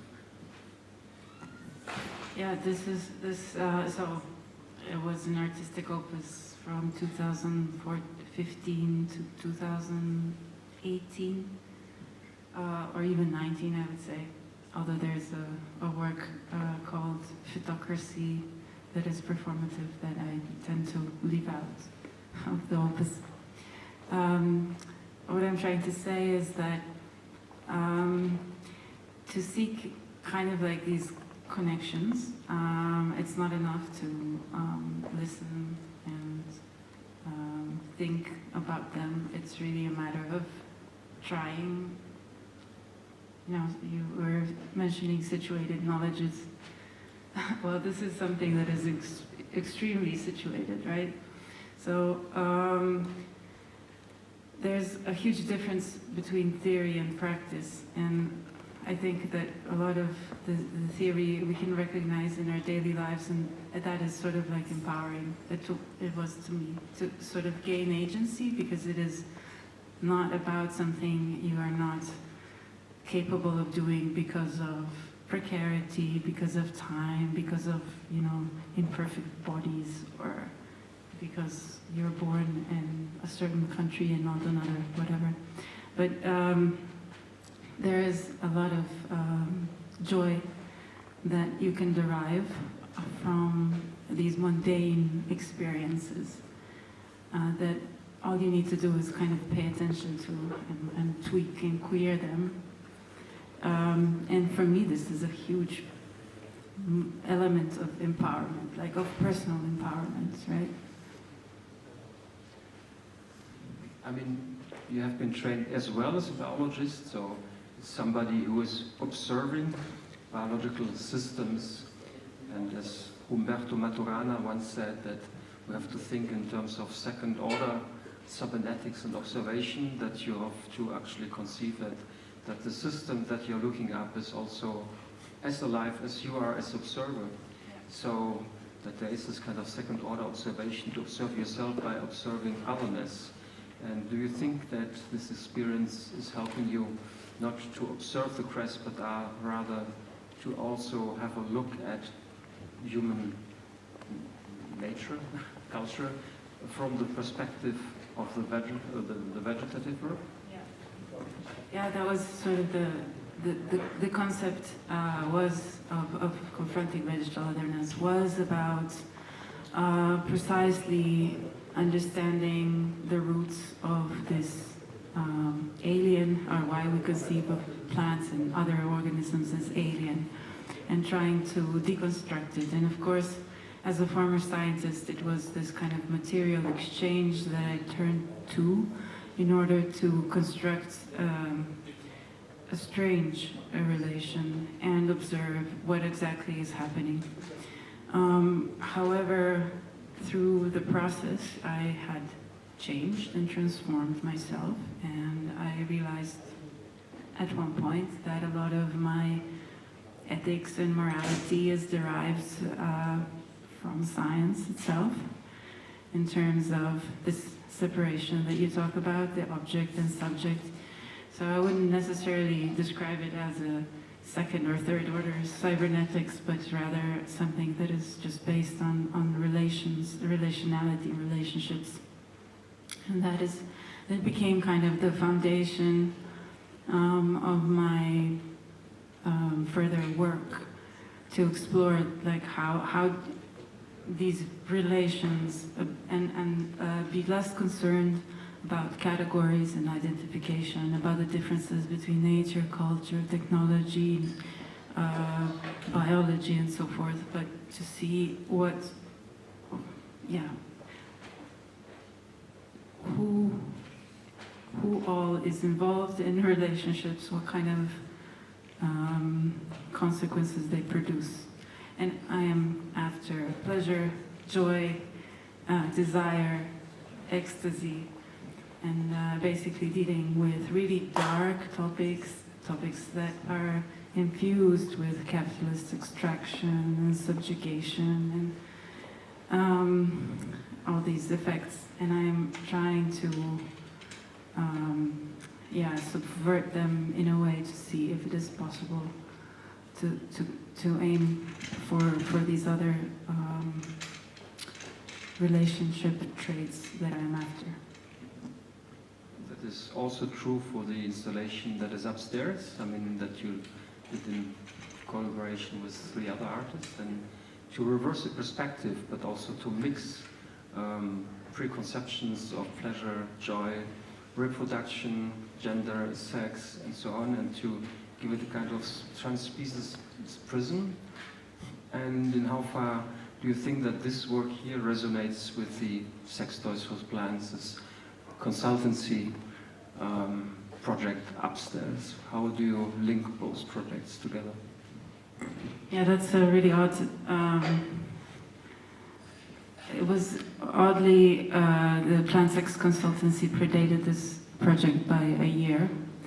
But during that time, while it was a collaboration, actually it was a work that was kind of like a design challenge within the biennial of industrial design in Slovenia, and Jan Bullen was curating. And instead of asking to just show pre-made pieces, he brought together a bunch of people, assigned them different topics, and basically asked them to make projects. It was all about what design can do and what it can be. And myself, Dimitris Stamatis and Jasmina Weiss were part of designing life. And actually I'd been thinking about plant alterity by then quite a lot, so sex toys seemed like a really humorous, bizarre, absurd entry that sort of disregarded a lot of these presumptions. It was a naughty project, not just because of mentioning sex, but because it was driven by fun. It also revealed a lot of, that we aim to make sex toys, but because plants, so we were testing the human-centered design paradigm and seeing if we can make it into a plant-centered one. And it's all based on this interview with the client, but because plants don't speak English, we were kind of trying to live into what plants would be like, but we did this by referring to scientific articles. So what we ended up were basically some reproductive augmentations, right? So it was like a problem and we proposed a solution, which is oftentimes what design does to start with. But then also this experience of the plant was mostly led by what we read in scientific articles. So it was a good kickoff of this whole theme, which I think, it has really nice stories. There's a lot of awkwardness in the designs and in this, the fact that we failed. We had one job to make sex toys, and we sort of like failed at that. And how it connects to the future projects. After sex toys for plants, I struggled to then take these questions to a much more reflected level. So coming up with confronting vegetal otherness as an opus was some tiny way to try to break down these really difficult questions into small parts, allowing each artwork as an experiment to teach me more. And that's how, I ended up then developing this future work and, coming up with such insights as that in the eyes of the algorithms we're all already plants, which was now for a while has been this paradigm that I've been following in the plant machine opus. And I'm about to start a new one. Some people may know you also because of the piece that was on show at the ZKM recently, because of this collaboration with an AI and to teach the AI plant intelligence and to deconstruct supposedly self-understood notions that characterize individuality for humans, that is autonomous thinking, kind of individuality, consciousness, and of course intelligence, and to deconstruct all these qualifications that normally account as necessary but not sufficient conditions for what aliveness is about. And then you also make plants speak by inventing scientific articles and having actually identified that plants have mouth and speak through their stomata, and then trying to interpret this through sign languages like we try to understand handicapped people who cannot communicate through speech because they don't hear. Yes, was that a question? How is it related to the deconstruction of all these characteristics of aliveness that we take for granted as to be essential? And you reverse this perspective to say maybe there are other characteristics of aliveness that are much more important than consciousness and individuality and so on. I think if you settle with these particular criteria, you might be overlooking some really incredibly important trends, right? So today's talk was all about how to proceed, what to do next, and not just what to do objectively next as the best solution, but how to instigate change. And for me, in order to be able to do that, you kind of need to really get at the core of the problem. And for me, a lot of this comes from the common sense, and this techno-scientific common sense is derived from categories and identities that separate, that order in a hierarchical way. So while I see that especially advanced technology is based on the capacity to consider everything as statistics, as math, as information. So in a way, if we don't come to terms with that, we are already fighting a losing battle, because we're not really, facing up to what is happening. And somehow, taking into account stuff like economies and policies and these real-world problems. For me, as an artist that comes from this post-human discourse, is really challenging and really new, right? Because it's also sort of utopian to just consider how plants have these properties, and usually that's also derived from scientific discoveries. The latest ones, plants can hear, plants can see, and yet our relationship to them is very much bound in the production cycles, right? So, for example, the plants that everybody has, or a lot of people have started keeping during the pandemic, that are basically commodities, and a lot of diversity robbing is taking place in Thailand and Indonesia, basically because people don't have jobs, so they go for rare plants to sell to hungry and bored the Europeans and Americans wanting to do something during the lockdowns.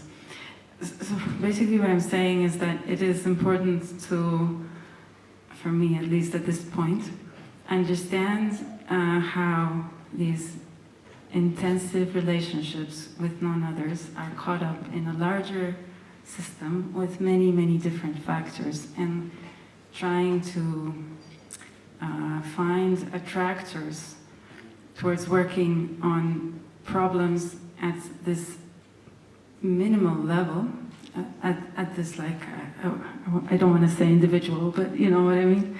The things that you can actually relate to, but not being naive about them, that this isn't, you're not autonomous, and you're not like fully, there's no such thing as being independent of anything.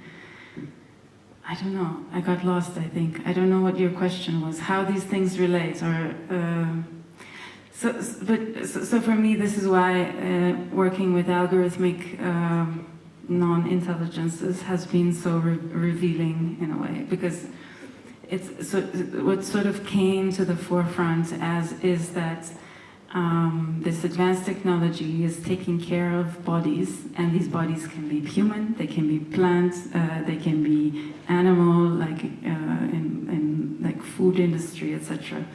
But the relationship follows the same principles, and I think that is like a good external point of reflection, where you don't really have to subscribe to some sort of post-humanist discourses in order to deconstruct the difference.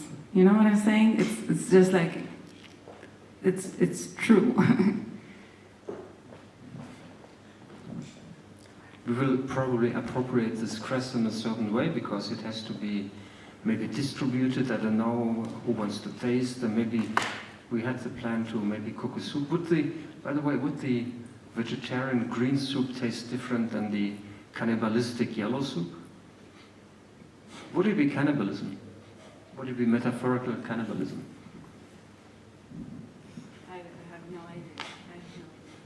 But you would think that entering the metabolic cycle of other people would be also a good destiny for the surviving cress? Yes, I think that is a really good way to finish this process.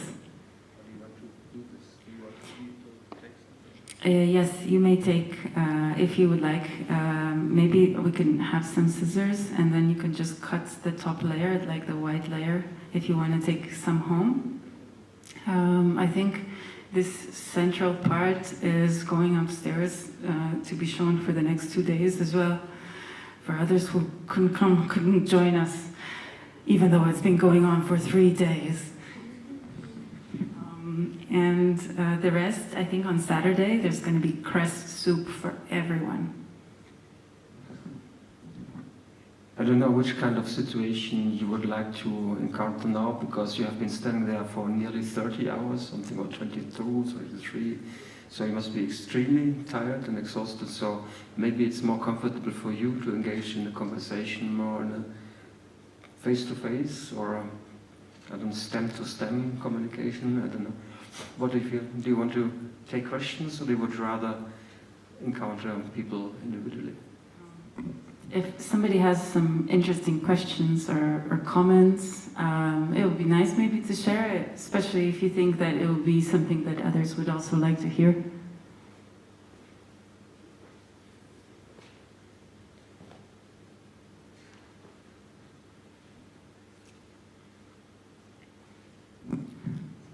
That's nice. Silence. Yes, thank you all for being here with me. I'm not going to do the final speech of the festival, but thank you, Jens Hauser, for inviting me, and Dietmar Lupfer. Thank you so much for this opportunity and care. They pre-grew or pre-sprouted the cress in some of these catacombs. I don't know, it's like a labyrinth below Muffathalle. It's been quite something to experience it all. Thanks so much to your crew as well.